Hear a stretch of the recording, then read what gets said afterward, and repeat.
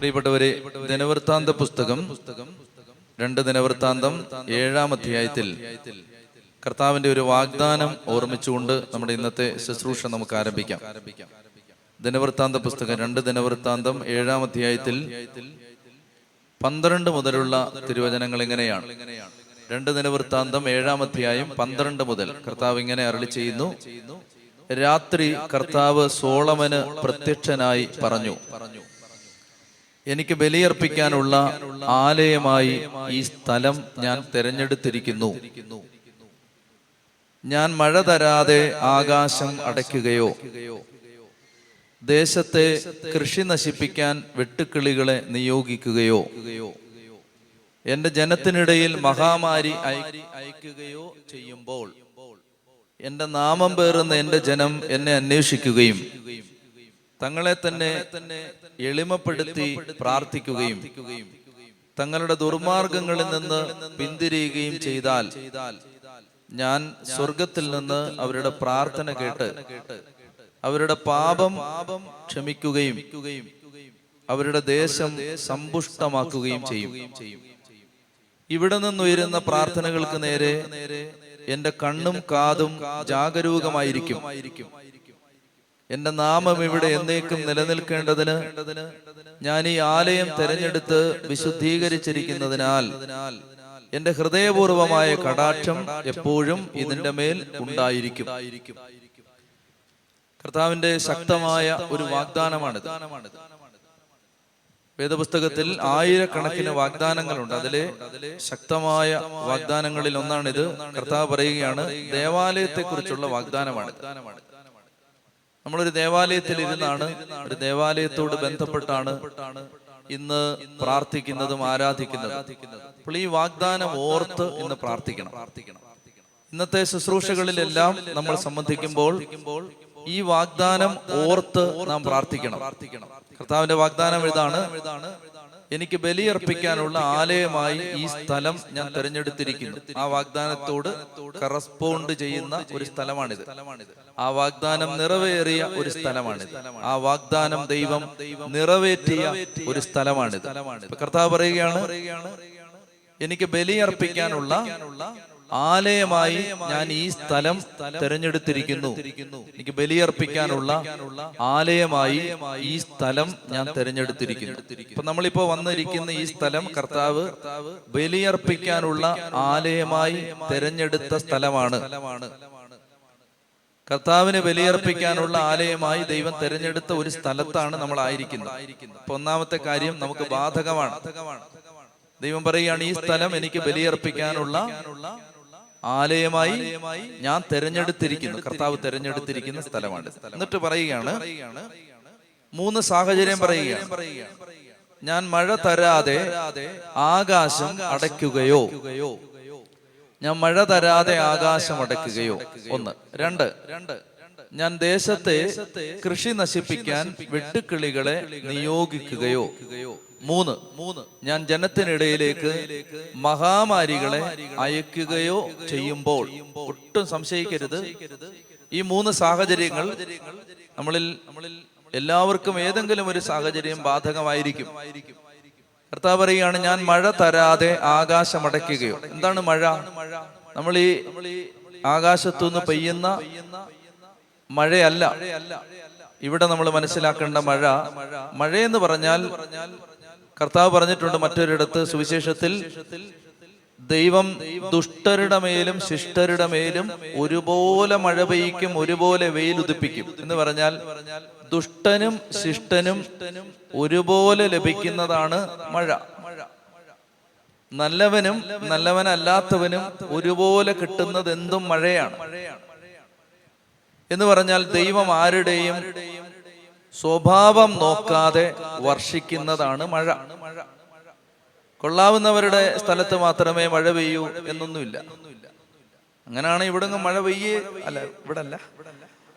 അപ്പോ നല്ല ആളുകൾ താമസിക്കുന്ന സ്ഥലത്ത് മാത്രമേ മഴ പെയ്യുന്നൊന്നുമില്ല.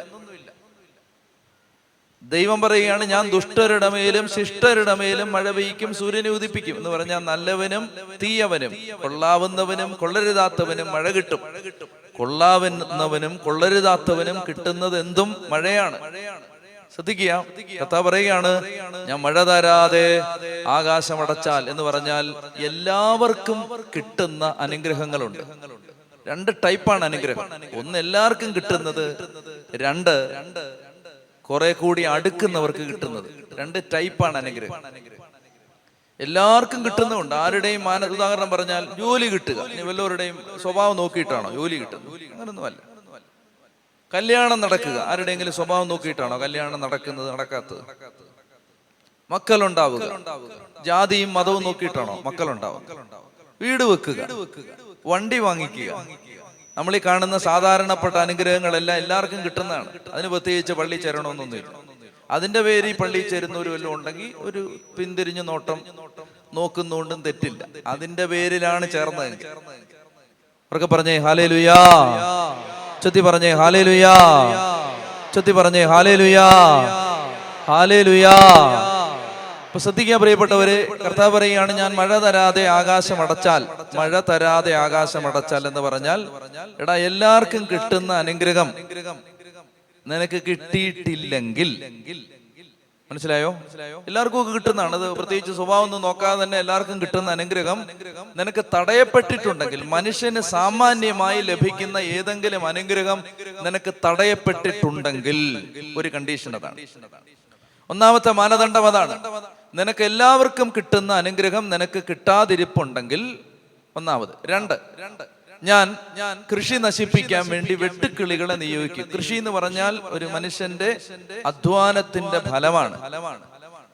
അധ്വാനത്തിന്റെ ഫലം മുരടിച്ചു പോവുക എന്നാണ്. കൃഷി നശിപ്പിക്കാൻ വെട്ടുക്കിളികളെ നിയോഗിക്കുക എന്ന് പറഞ്ഞാൽ ഒരുത്തന്റെ അധ്വാനത്തിന്റെ ഫലം അവൻ അനുഭവിക്കാൻ പറ്റുന്നില്ല. ജോലി ചെയ്തിട്ടും ഒരു മെച്ചമില്ല, അധ്വാനിച്ചിട്ടും ഒരു പുരോഗതി.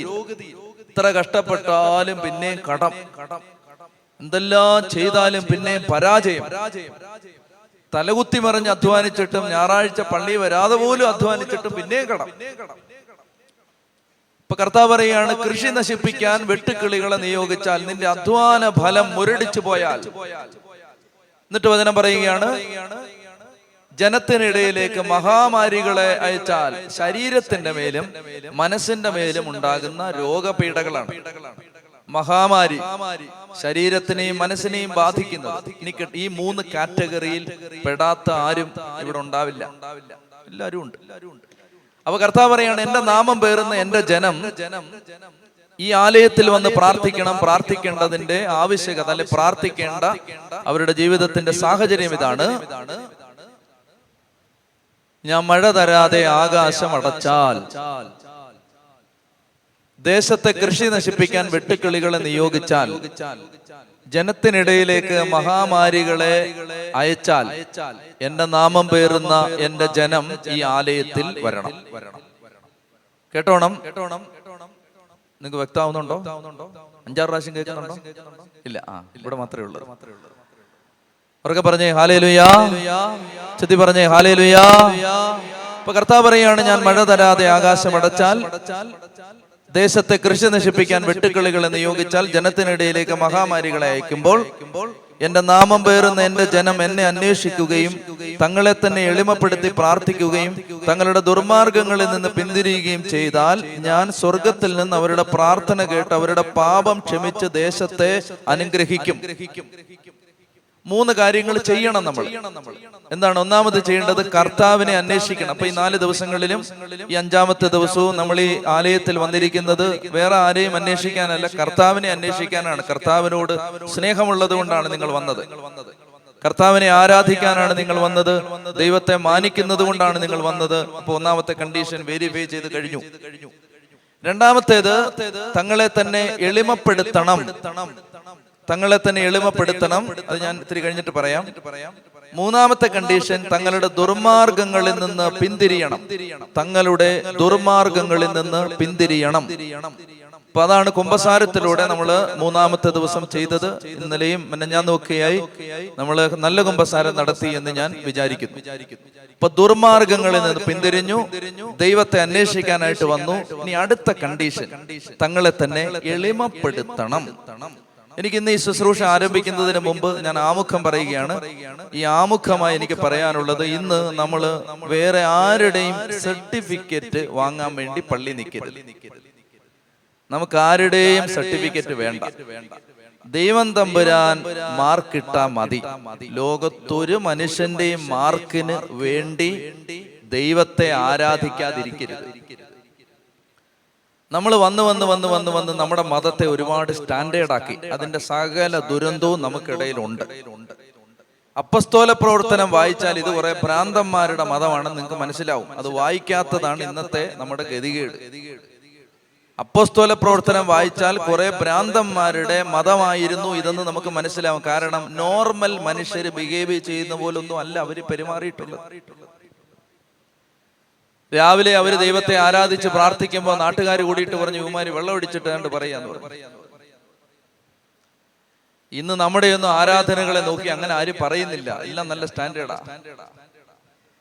പ്രിയപ്പെട്ട സഹോദരങ്ങളെ, വന്ന് ഒരുപാട് സ്റ്റാൻഡേർഡ് ആക്കി നമ്മളിങ്ങനെ ഭയങ്കര ചിട്ടപ്പെടുത്തിയ താളത്തിലും ക്രമീകരണത്തിലും വന്ന് യാന്ത്രികമായി എന്തൊക്കെയോ ചെയ്ത് തിരിച്ചുപോയി. എനിക്ക് നിങ്ങളോട് പറയാനുള്ളത്, ദൈവകൃപ വെളിപ്പെടുന്നത് ഒരു വ്യക്തി തന്നെ ഭോഷനാക്കാൻ തയ്യാറാകുമ്പോഴാണ്.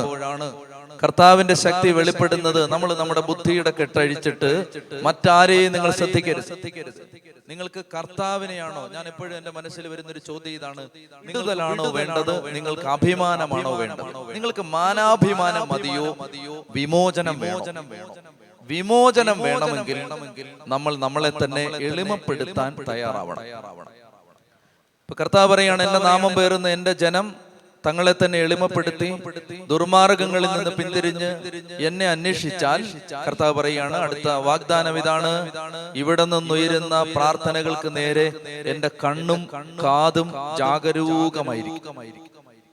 ഇവിടെ നിന്നുയരുന്ന പ്രാർത്ഥനകൾക്ക് നേരെ എന്റെ കണ്ണും കാതും ജാഗരൂകമായിരിക്കും. കർത്താവ് ഈ രാത്രിയിൽ ഈ ആലയത്തിൽ നിന്നുയരുന്ന പ്രാർത്ഥനകൾക്ക് നേരെ കണ്ണ് തുറന്നു പിടിക്കും, കാത് തുറന്നു പിടിക്കും. ദൈവത്തിന്റെ ശക്തി നമ്മുടെ കുടുംബങ്ങളിൽ വെളിപ്പെടും. കർത്താവിന്റെ ആത്മാവ് നമ്മുടെ കുടുംബങ്ങളെ ഏറ്റെടുക്കും. ദൈവത്തിന്റെ കരങ്ങൾ നമ്മളെ നയിക്കും. അത്ഭുതകരമായ ദൈവശക്തി നമ്മുടെ കുടുംബങ്ങളിൽ ഇടപെടും. പ്രിയപ്പെട്ട സഹോദരങ്ങളെ, ഇവിടെ നമ്മൾ ബുദ്ധി കൊണ്ട് ഒന്നിനെയും വിലയിരുത്തരുത്. നമ്മൾ ചോദ്യം ചെയ്തുകൊണ്ട് കർത്താവിനെ സമീപിക്കരുത്. നമ്മൾ നമ്മുടെ മനസ്സിൽ മുൻകാലങ്ങളിൽ കിട്ടിയ ധാരണകളുടെ വെളിച്ചത്തിൽ ദൈവത്തെ അളക്കരുത്. ഞാൻ പറഞ്ഞു, നമ്മൾ വലിയവനായ ദൈവത്തെ ചെറിയവരായ നമ്മൾ ചെറിയ ബുദ്ധിയിൽ ഗ്രഹിക്കാനും മനസ്സിലാക്കാനും ശ്രമിക്കരുത്. ഞങ്ങള് എറണാകുളത്ത് പൊന്നുരുന്നി എന്ന് പറയുന്ന സ്ഥലത്ത് കപ്പുച്ചൻ സഭയുടെ ഒരു ആശ്രമവും തെയോഫിനച്ചന്റെ കബറിടവും ഉണ്ട്. ആ സ്ഥലത്ത് ധ്യാനം നടത്തുകയായിരുന്നു. പൊന്നുരുന്നിയിലെ കപ്പുച്ചൻ ആശ്രമത്തിൽ വിശുദ്ധനായ, ഈ കാലഘട്ടത്തിൽ ഇനി കേരള സഭയിൽ നിന്ന് വിശുദ്ധരായി പ്രഖ്യാപിക്കപ്പെടാൻ സാധ്യതയുള്ള ആളുകളുടെ കൂട്ടത്തിൽ ഒന്നാമത് നിൽക്കുന്ന ആളാണ് തെയോഫിനച്ചൻ.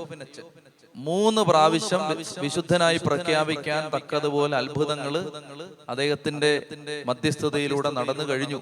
ആ പ്രോസസ്സ് നടക്കുകയാണ്. ഈ കാലഘട്ടത്തിൽ ഇനി അടുത്ത് കേരള സഭയിൽ നിന്നുണ്ടാകാൻ പോകുന്ന ഒരു വിശുദ്ധൻ തെയോഫിനച്ചനാണ്. ആ തെയോഫിനച്ചന്റെ കബറിടത്തിൽ ആയിരക്കണക്കിന് ആളുകൾ വന്ന് പൊന്നുരുന്നി ആശ്രമത്തിൽ വന്ന് പ്രാർത്ഥിക്കാറുണ്ട്. അവിടെ ഞങ്ങൾ ഒരു ആദ്യ വെള്ളിയാഴ്ച ധ്യാനം നടത്തുന്ന സമയത്ത് ഒത്തിരി ആളുകൾ, ആയിരക്കണക്കിന് ആളുകളുണ്ട്. ദേവാലയത്തിനകത്തും പുറത്തുമൊക്കെ ആയിട്ട് ആയിരക്കണക്കിന് ആളുകൾ ഇതുപോലൊരു സന്ധിയിൽ ശുശ്രൂഷയ്ക്ക് സംബന്ധിക്കാനായിട്ട് അച്ഛന്റെ കബറിടത്തിൽ പ്രാർത്ഥിക്കാൻ വന്നവര്, ധ്യാനം കൂടാൻ വന്നവരുണ്ട്. പ്രിയപ്പെട്ടവരെ, അങ്ങനെ ഈ ധ്യാനത്തിന്റെ സമയത്ത് ഇതുപോലെ വചനപ്രഘോഷണം കഴിഞ്ഞു. ആരാധനയിൽ പ്രവേശിച്ചപ്പോ ആരാധനയുടെ അവസാനം ബ്രദർ ഇങ്ങനെ ഒരു സന്ദേശം വിളിച്ചു പറഞ്ഞു. ബോണി സന്ദേശം പറഞ്ഞ കൂട്ടത്തിൽ ഇങ്ങനെ ഒരു സന്ദേശം പറഞ്ഞു. 7 വർഷങ്ങൾക്ക് മുൻപ് ഒരു അപകടത്തിൽപ്പെട്ട് രോഗിയായി മാറി വരുമാന മേഖല പൂർണ്ണമായും തകർന്നുപോയി. എല്ലാം നഷ്ടപ്പെട്ട അവസ്ഥയിൽ ദാരിദ്ര്യത്തിൽ ജീവിക്കുന്ന ഒരു വ്യക്തിയുടെ കുടുംബത്തിന്റെ മേൽ ദൈവത്തിന്റെ ആത്മാവ് ഇടപെടുന്നു. ആ കുടുംബത്തെ കർത്താവ് സാമ്പത്തിക മേഖലയിലും ആരോഗ്യത്തിന്റെ മേഖലയിലും അനുഗ്രഹിക്കുന്നു, അഭിഷേകം ചെയ്യുന്നു. അങ്ങനെ ഒരു സന്ദേശം. പ്രിയപ്പെട്ട സഹോദരങ്ങളെ, നമ്മള് സാധാരണഗതിയിൽ ഇങ്ങനെയുള്ള സന്ദേശങ്ങൾ കേൾക്കുമ്പോൾ എൻ്റെ കൂടെ തന്നെ ഇപ്പൊ ശുശ്രൂഷ ചെയ്യുന്ന ചില ആളുകൾ എന്നോട് പറഞ്ഞിട്ടുണ്ട്, സന്ദേശങ്ങൾ കേൾക്കുമ്പോൾ ഞങ്ങൾ ചിന്തിച്ചിട്ടുണ്ട്, ഇത് അച്ഛന്റെയും ശുശ്രൂഷകരുടെ ഒരു അഡ്ജസ്റ്റ്മെന്റ് ആണ്. അതായത് ഇങ്ങനെ തലവേദനയില്ലാത്ത ആരാ ഒരു ധ്യാനത്തിന് വരുന്നത്? ഒരു 10 പേരേലും കാണും. അപ്പോൾ ഒരു 5 പേരുടെ തലവേദന മാറി എന്ന് പറഞ്ഞാൽ 5 തലവേദനയുള്ള 5 പേര് ഇതൊരു അഡ്ജസ്റ്റ്മെന്റ് ആണെന്നാണ് അങ്ങനെ വിചാരിച്ച പലരും ഇതിനകത്ത് ഇരിപ്പുണ്ട്. അതുകൊണ്ടാണ് ഞാൻ പറയുന്നത്. അല്ലെ പിന്നെ ഇത് പറയേണ്ട കാര്യം എന്താ ഇവിടെ? മനസ്സിലായോ? അപ്പൊ അങ്ങനെയൊക്കെ വിചാരിച്ചിട്ട് എൻ്റെ കൂടെ തന്നെ ഇപ്പൊ എനിക്ക് വേണ്ടി പ്രാർത്ഥിക്കുന്ന ചില സഹോദരങ്ങളൊക്കെ തന്നെ ആദ്യകാലങ്ങളിൽ അങ്ങനെ വിചാരിച്ചിരുന്നവരാണ്. അവർക്കൊക്കെ വ്യക്തമായ അടയാളങ്ങൾ കൊടുത്ത് കർത്താവ് അത് ബോധ്യപ്പെടുത്തി കൊടുത്തു. ചില സന്ദർഭങ്ങൾ അങ്ങനെയാണ് ശുശ്രൂഷയ്ക്ക് പിന്നെ സഹായിക്കാനൊക്കെ വന്നു തുടങ്ങി. ഏതായാലും ഇങ്ങനെ ഒരു സന്ദേശം, ഒത്തിരി സന്ദേശങ്ങൾ പറഞ്ഞ ആ കൂട്ടത്തിൽ ഒരു സന്ദേശം ഇതായിരുന്നു. അവരൊക്കെ പറഞ്ഞേ ഹല്ലേലൂയാ. അങ്ങനെ ഈ സന്ദേശം വിളിച്ചു പറഞ്ഞു. ഞാൻ പിന്നെ ഹോസ്റ്റലിൽ തിരുവനന്തപുരത്തേക്ക് തിരിച്ചു വന്നു. ഒരു ദിവസം എനിക്കൊരു ഫോൺ കോൾ വന്നു. ഒരു ചേച്ചി വിളിക്കുകയാണ്. എന്നിട്ട് എന്നോട് പറഞ്ഞു, അച്ഛൻ്റെ അഡ്രസ്സ് എനിക്ക് തരാമോ? അപ്പൊ നമുക്ക് കത്തുകളൊക്കെ വരുന്നത് വളരെ അപൂർവമാണ്. ഇപ്പൊ കത്തൊന്നും ആരും അയക്കാറില്ല. തെറി വിളിച്ചുകൊണ്ടുള്ള കത്തുകൾ മാത്രമാണ് ആകെ കിട്ടുന്നത്. വേറെയുള്ള കത്തുകളൊന്നും ഇപ്പൊ കിട്ടാറില്ല. അപ്പൊ ഈ ചേച്ചി അഡ്രസ്സ് ചോദിച്ചു. അങ്ങനെ അഡ്രസ്സ് ഞാൻ പറഞ്ഞു കൊടുത്തു. ഏതാനും ദിവസങ്ങൾ കഴിഞ്ഞപ്പോൾ എൻ്റെ ഹോസ്റ്റലിലേക്ക് ഒരു കത്ത് വന്നു. ആ കത്തിനകത്ത് ഈ സ്ത്രീ ഇങ്ങനെ എഴുതിയിരുന്നു, ആരാധനയുടെ സമയത്ത് പരിശുദ്ധാത്മാവ് ഒരു സന്ദേശം പറഞ്ഞ കൂട്ടത്തിൽ ഇങ്ങനെ പറഞ്ഞിരുന്നു, 7 വർഷമായിട്ട് ഒരു അപകടത്തിൽപ്പെട്ട് എല്ലാം തകർന്ന കുടുംബത്തിന്റെ മേൽ കർത്താവ് ഇടപെടുന്നു. പ്രിയപ്പെട്ടവരെ, ഈ ചേച്ചിയുടെ ഭർത്താവ് 7 വർഷം മുമ്പ്, കൃത്യം 7 വർഷം മുമ്പ് എറണാകുളം വൈറ്റില ജംഗ്ഷനിൽ പഴക്കച്ചവടം നടത്തിയിരുന്ന ആളാണ്. ഒരു കടയിട്ട് അയാളുടെ കടയിലേക്ക് ഒരു വണ്ടി വന്ന് ഇടിച്ച് കയറി. അയാളുടെ കട മുഴുവൻ തകർന്ന് ഈ മനുഷ്യന് ശരീരം മുഴുവൻ പരിക്ക് പറ്റി. അയാൾ അപകടത്തിൽപ്പെട്ട് ആശുപത്രിയിലായി. ആ അപകടാവസ്ഥയെ തുടർന്ന് അദ്ദേഹത്തിന്റെ ശരീരത്തിൽ ഒന്നിലധികം രോഗങ്ങൾ വെളിപ്പെട്ട്, ആ രോഗത്തിന്റെ പേരുകളൊക്കെ ആ സ്ത്രീയെ കത്തിൽ എഴുതിയിട്ടുണ്ട്. അങ്ങനെ ആ രോഗിയായി മാറി, ജോലി ചെയ്യാൻ പറ്റാത്ത അവസ്ഥയിലായി. ലോൺ എടുത്തും കടം വാങ്ങിച്ചുമൊക്കെയാണ് ഈ കട നടത്തുന്നത്. അതെല്ലാം നശിച്ച് കടബാധ്യതയിൽപ്പെട്ട് കഴിഞ്ഞ 7 വർഷമായി ഒരു പുഴുവിനെ പോലെ ഇഴഞ്ഞു ജീവിക്കുന്ന ഒരു കുടുംബം. ആ കുടുംബം തേവനച്ചന്റെ കബറിടത്തിൽ വന്ന ആരാധനയിലും ആ ധ്യാനത്തിലും ചങ്കുപൊട്ടി കർത്താവിനെ വിളിക്കുമ്പോ 14,000 പേര് നിന്ന ഒരു സംഗമത്തിൽ, ഒരു ശുശ്രൂഷയിൽ വെച്ച് ഈ കുടുംബത്തിന്റെ, ഈ കുടുംബനാഥന്റെ, ഈ കുടുംബനാഥയുടെയും കണ്ണുനീര് മനുഷ്യന് മനസ്സിലായില്ലെങ്കിലും പരിശുദ്ധാത്മാവിനെ പെട്ടെന്ന് പിടികിട്ടി. ദൈവത്തിന്റെ ആത്മാവ് ആ കുടുംബത്തിന് വേണ്ടി ആ സന്ദേശം പറയിപ്പിച്ചു. പ്രിയപ്പെട്ട സഹോദരങ്ങളെ, അത് പറഞ്ഞതിന്റെ പിറ്റേ ദിവസം ഇദ്ദേഹത്തിന്റെ ചേട്ടൻ അദ്ദേഹത്തിന്റെ അടുത്ത് വന്നിട്ട് പറയുകയാണ്, നീ എത്ര കാലമാണ് ഇങ്ങനെ ജോലി ചെയ്യാതിരിക്കുന്നത്? നീ കടയിൽ ഇരുന്നാ മതി, ഞാൻ നിനക്ക് വേണ്ടി ഒരു കട വാങ്ങിക്കാൻ തീരുമാനിച്ചിട്ടുണ്ട്. നീ കടയിൽ ഇരുന്നാ മതി, കച്ചവടം നടത്തിയാ മതി എന്ന് പറഞ്ഞിട്ട് ഈ മനുഷ്യന് വേണ്ടി ചേട്ടൻ ഒരു കട വാങ്ങിച്ച് അദ്ദേഹം വൈറ്റിലയിലുള്ള അദ്ദേഹത്തിന്റെ ഫ്രൂട്ട്സ് ബിസിനസ് പുനരാരംഭിക്കുകയും അതിനുശേഷം അദ്ദേഹത്തിന്റെ ആശുപത്രിയിൽ ചെന്ന് പരിശോധനകളിൽ അദ്ദേഹത്തിന് ഉണ്ടായിരുന്ന രോഗങ്ങളെല്ലാം തന്നെ പരിപൂർണമായി സൗഖ്യപ്പെടുകയും ചെയ്യുന്ന ഒരു സ്ത്രീ എഴുതിയച്ച സാക്ഷ്യം എന്റെ വേദപുസ്തകത്തിൽ ഇരിപ്പുണ്ട്. അവർക്ക് പറഞ്ഞേ ഹല്ലേലൂയാ. എന്റെ പ്രിയപ്പെട്ട സഹോദരങ്ങളെ, ഞാനിത് നിങ്ങളോട് ഇത് പറയുന്നത്, ഇന്ന് നിങ്ങൾ ബുദ്ധി കൊണ്ട് ശുശ്രൂഷകളെ വിലയിരുത്തരുത്. ബുദ്ധി കൊണ്ട് ദൈവിക കാര്യങ്ങളെ കാണാൻ ശ്രമിക്കുകയും ചെയ്യരുത്. നമ്മൾ കാണാൻ പറ്റാത്ത കാര്യങ്ങളാണ് ദൈവം ചെയ്യുന്നത്. നമുക്ക് കാണാനും മനസ്സിലാക്കാനും തിരിച്ചറിയാനും പറ്റാത്ത വിധത്തിലാണ് ദൈവം ഇടപെടുന്നത്. നിങ്ങൾ ചുങ്കത്തറ ബത്തേരി രൂപതയിലെ ചുങ്കത്തറ കൺവെൻഷൻ നടത്തുമ്പോൾ ഇതുപോലെ 2-3 ശുശ്രൂഷകര് സ്റ്റേജിന്റെ ബാക്കിൽ നിന്ന് ആരാധനയുടെ സമയത്ത് സന്ദേശങ്ങൾ വിളിച്ചു പറഞ്ഞു. ആ കൂട്ടത്തിൽ ഒരു സന്ദേശം ഇങ്ങനെയാണ്: ഒരു ചടങ്ങിൽ വെച്ച് സഹോദരന്മാർ തമ്മിൽ തല്ലിപ്പിരിഞ്ഞ് കടുത്ത ശത്രുതയിലായിരിക്കുന്ന ഒരു കുടുംബം, വൈരാഗ്യത്തിലും വെറുപ്പിലുമായിരിക്കുന്ന സഹോദരന്മാർ തമ്മിൽ കലഹത്തിലായിരിക്കുന്ന ഒരു കുടുംബത്തിന് കർത്താവ് അനുതാപം അയക്കുന്നു, രമ്യപ്പെടാൻ കൃപ കൊടുക്കുന്നു. രമ്യപ്പെടുമ്പോൾ കുടുംബത്തിലെ അനേക നാളുകളായിട്ടുള്ള തടസ്സങ്ങൾ മാറിപ്പോകുന്നു എന്ന് സന്ദേശം പറഞ്ഞു. പ്രിയപ്പെട്ട സഹോദരങ്ങളെ, അന്ന് ഞങ്ങൾ തിരിച്ചുപോയി. അന്ന് രാത്രിയിൽ ഉറങ്ങാൻ കിടക്കുമ്പോൾ ആ രാത്രിയിൽ ഞാൻ ഇങ്ങനെ ഒരു സ്വപ്നം കാണുകയാണ്. എൻ്റെ അടുത്ത് വന്ന് ആരോ പറയുകയാണ്, ഇന്നത്തെ ധ്യാനം കഴിഞ്ഞ് സ്വപ്നം കാണുകയാണ് കേട്ടോ. ഇന്നത്തെ ധ്യാനം കഴിഞ്ഞ് തങ്കച്ചന്റെ മക്കള് അങ്ങോട്ടും ഇങ്ങോട്ടും രമ്യപ്പെട്ടു എന്ന് എന്നോട് സ്വപ്നത്തിൽ ആരോ പറയുക. കർത്താവ് സംസാരിക്കുന്ന വഴികൾ 4ആണ്. കർത്താവ് സംസാരിക്കുന്ന വഴികൾ 4ആണ്. വചനം വായിക്കുമ്പോൾ പിടികിട്ടും. ജോയേൽ പ്രവചനം എടുക്കുക. ജോയേൽ 2:28.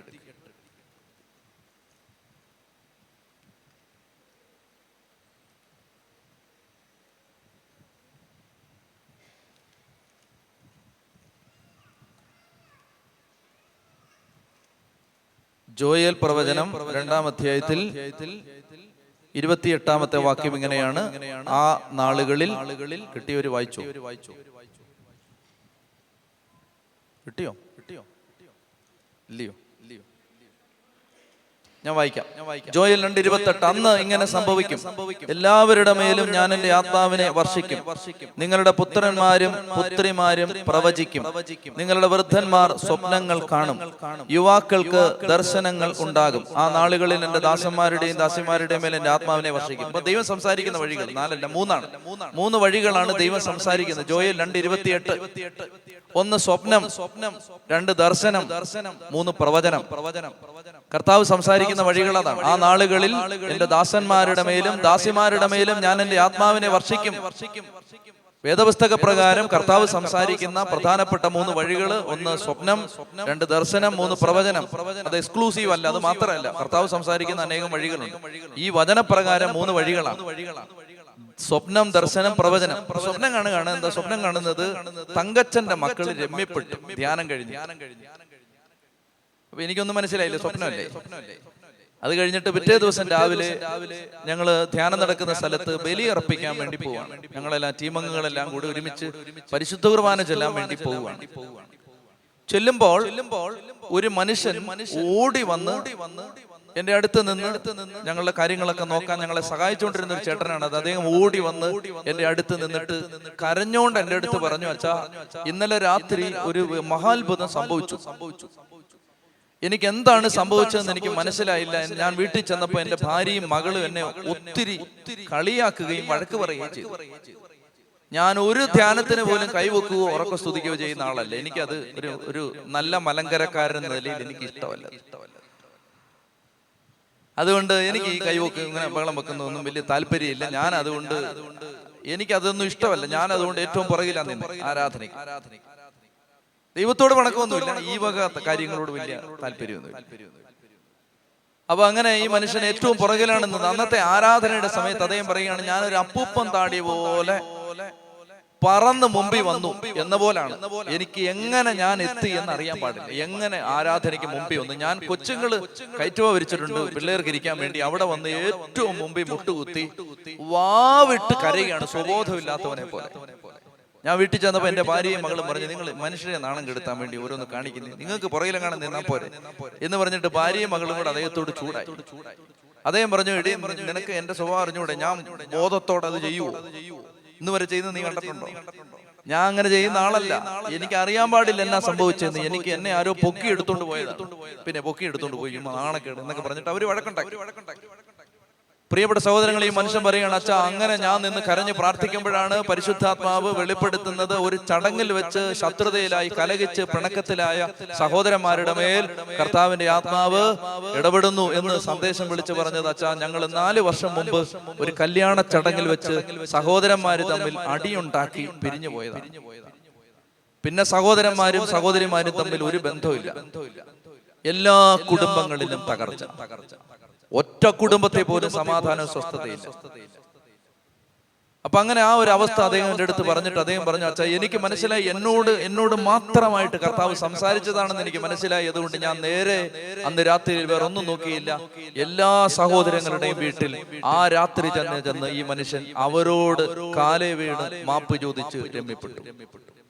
ആ രാത്രിയിലാണ് ഞാൻ സ്വപ്നം കാണുന്നത്. തങ്കച്ചന്റെ മക്കൾ രമ്യപ്പെട്ട. ഞാൻ ചോദിച്ചു, ചേട്ടന്റെ അപ്പന്റെ പേര് തങ്കച്ചൻ എന്നാണോ?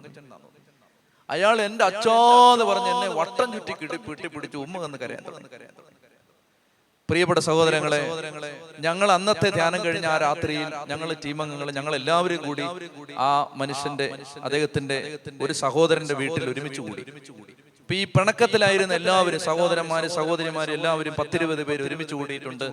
അങ്ങനെ അവിടെ ഇരുന്ന് അവരോട് സംസാരിച്ച് ആ രമ്യത പൂർണ്ണതയിലെത്തി പ്രാർത്ഥിച്ച് വീടൊക്കെ വെഞ്ചരിച്ച് ഞങ്ങൾ ധ്യാനം കഴിഞ്ഞ് തിരിച്ചു പോയി. ഞാൻ പറഞ്ഞു വരുന്നത്, ദൈവത്തിന്റെ ആത്മാവ് ഇടപെടുന്ന വഴികൾ നമുക്ക് ബുദ്ധി കൊണ്ട് അളക്കാനോ മനസ്സിലാക്കാനോ പറ്റുന്ന വഴികളല്ല.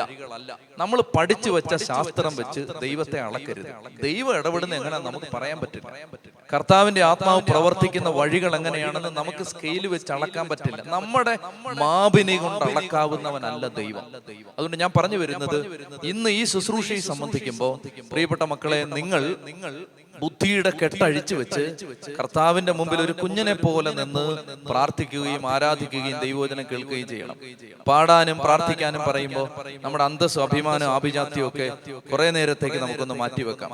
ഈ അഭിമാനവും കൊണ്ടിരുന്നിട്ട് നമ്മൾ എവിടം വരെ എത്തി? നമുക്ക് ജീവിതത്തിന്റെ ബന്ധനങ്ങൾ അഴിഞ്ഞോ? നമ്മുടെ തകർച്ചകൾ മാറിയോ? ഒരു കുഞ്ഞിനെ പോലെ നമ്മൾ നിലവിളിച്ച് കരയാൻ തയ്യാറാവുമ്പോൾ ദൈവത്തിന്റെ ആത്മാവ് നമ്മുടെ കുടുംബത്തിലേക്ക് ഇടപെടും. കരയുന്നവന്റെ മേൽ ദൈവത്തിന്റെ കൃപ വെളിപ്പെടും.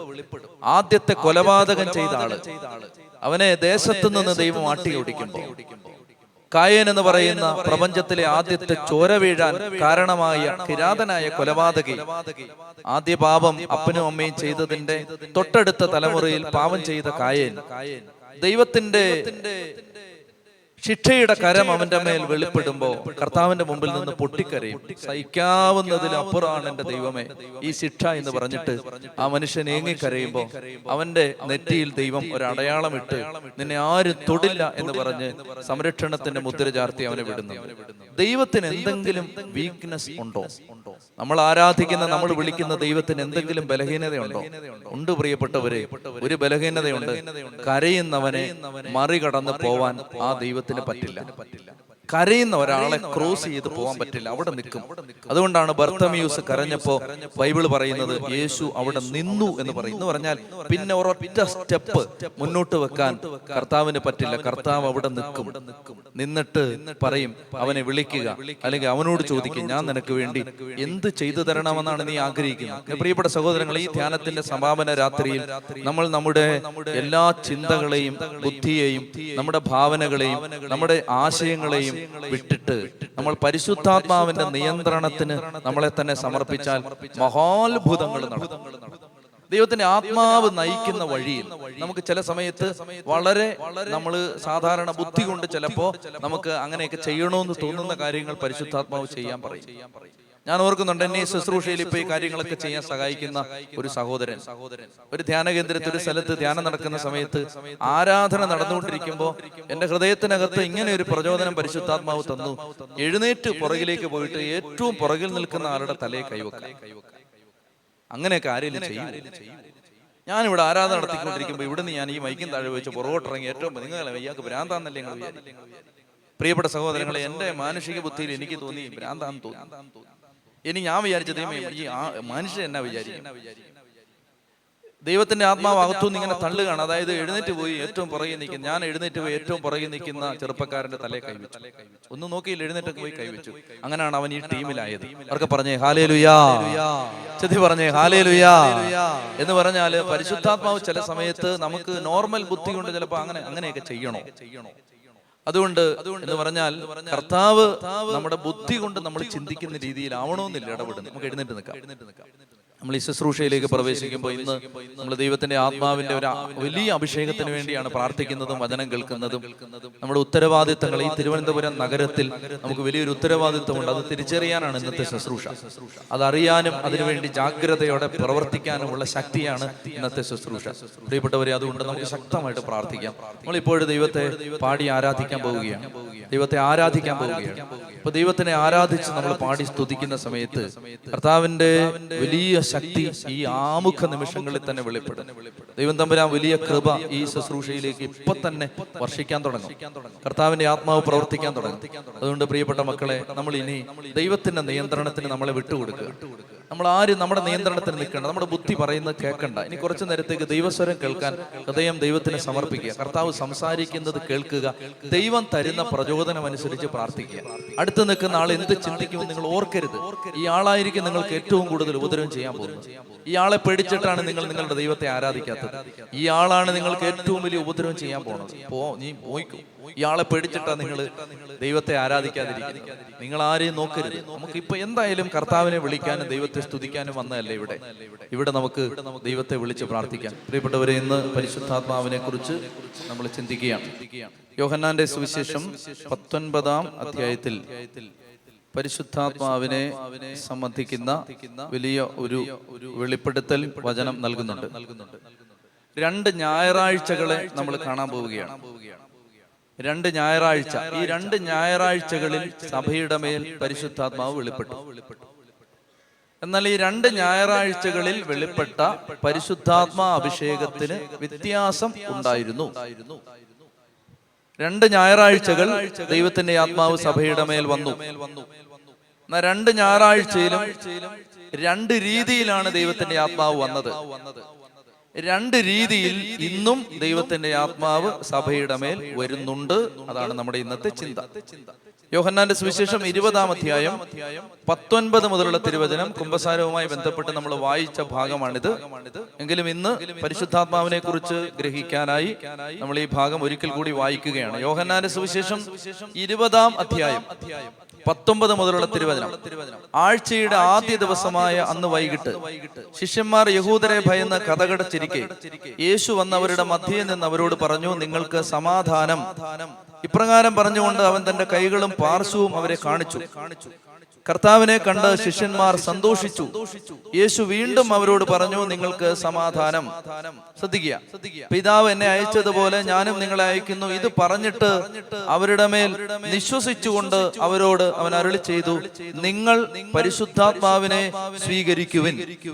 കേട്ടെ, അപ്പസ്തോലന്മാരുടെ മേൽ പുതിയ നിയമത്തിൽ ആദ്യമായി പരിശുദ്ധാത്മാവിനെ ഈശോ മിശിഹ പകരുന്ന ഭാഗമാണിത്.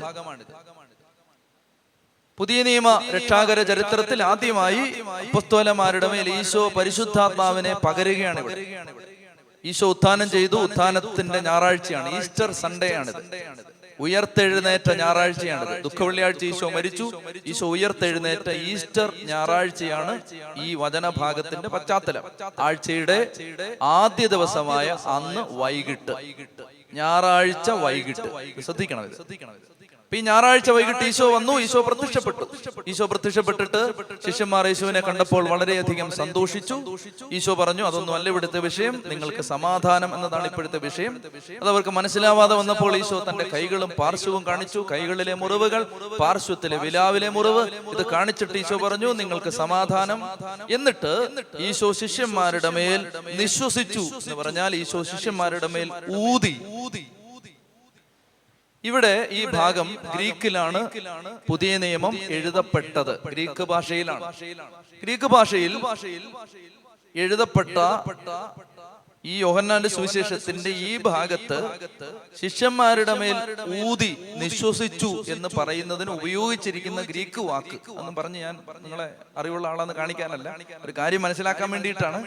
ഇവിടെ ഊതി എന്ന് പറഞ്ഞ ആ വാക്ക് ഗ്രാമറിലെ പെർഫെക്റ്റ് ടെൻസ് ആണ്. അതൊന്നും എഴുതണ്ട, അതൊന്നും വേണ്ട, ഇങ്ങോട്ട് എന്തിനാ എഴുതുന്നത്? ഇതൊക്കെ നേരത്തെ പഠിച്ചാലും ഇങ്ങനെ ഇരിക്കേണ്ടി വരും. ശ്രദ്ധിച്ചേ, ഇതൊന്നും എഴുതണ്ട, ഒരു കാര്യം പറയാൻ വേണ്ടി പെട്ടെന്ന് പോവാം. അതായത് ഈ ടെൻസിന്റെ അവിടെ ഉപയോഗിച്ചിരിക്കുന്ന ഊതി എന്ന് പറഞ്ഞാൽ അവിടെ ഉപയോഗിച്ചിരിക്കുന്ന ഗ്രാമർ പ്രകാരം അതിന്റെ അർത്ഥം, ഊതി എന്ന് പറഞ്ഞപ്പോ ഊതി അതേ സമയത്ത് തന്നെ ഊതി നിങ്ങൾ പരിശുദ്ധാത്മാവിനെ സ്വീകരിക്കുവിൻ എന്ന് പറഞ്ഞ അതേ സമയത്ത് തന്നെ സ്വീകരിച്ചു എന്നാണ് ആ ഉപയോഗിച്ചിരിക്കുന്ന ടെൻസിന്റെ അർത്ഥം.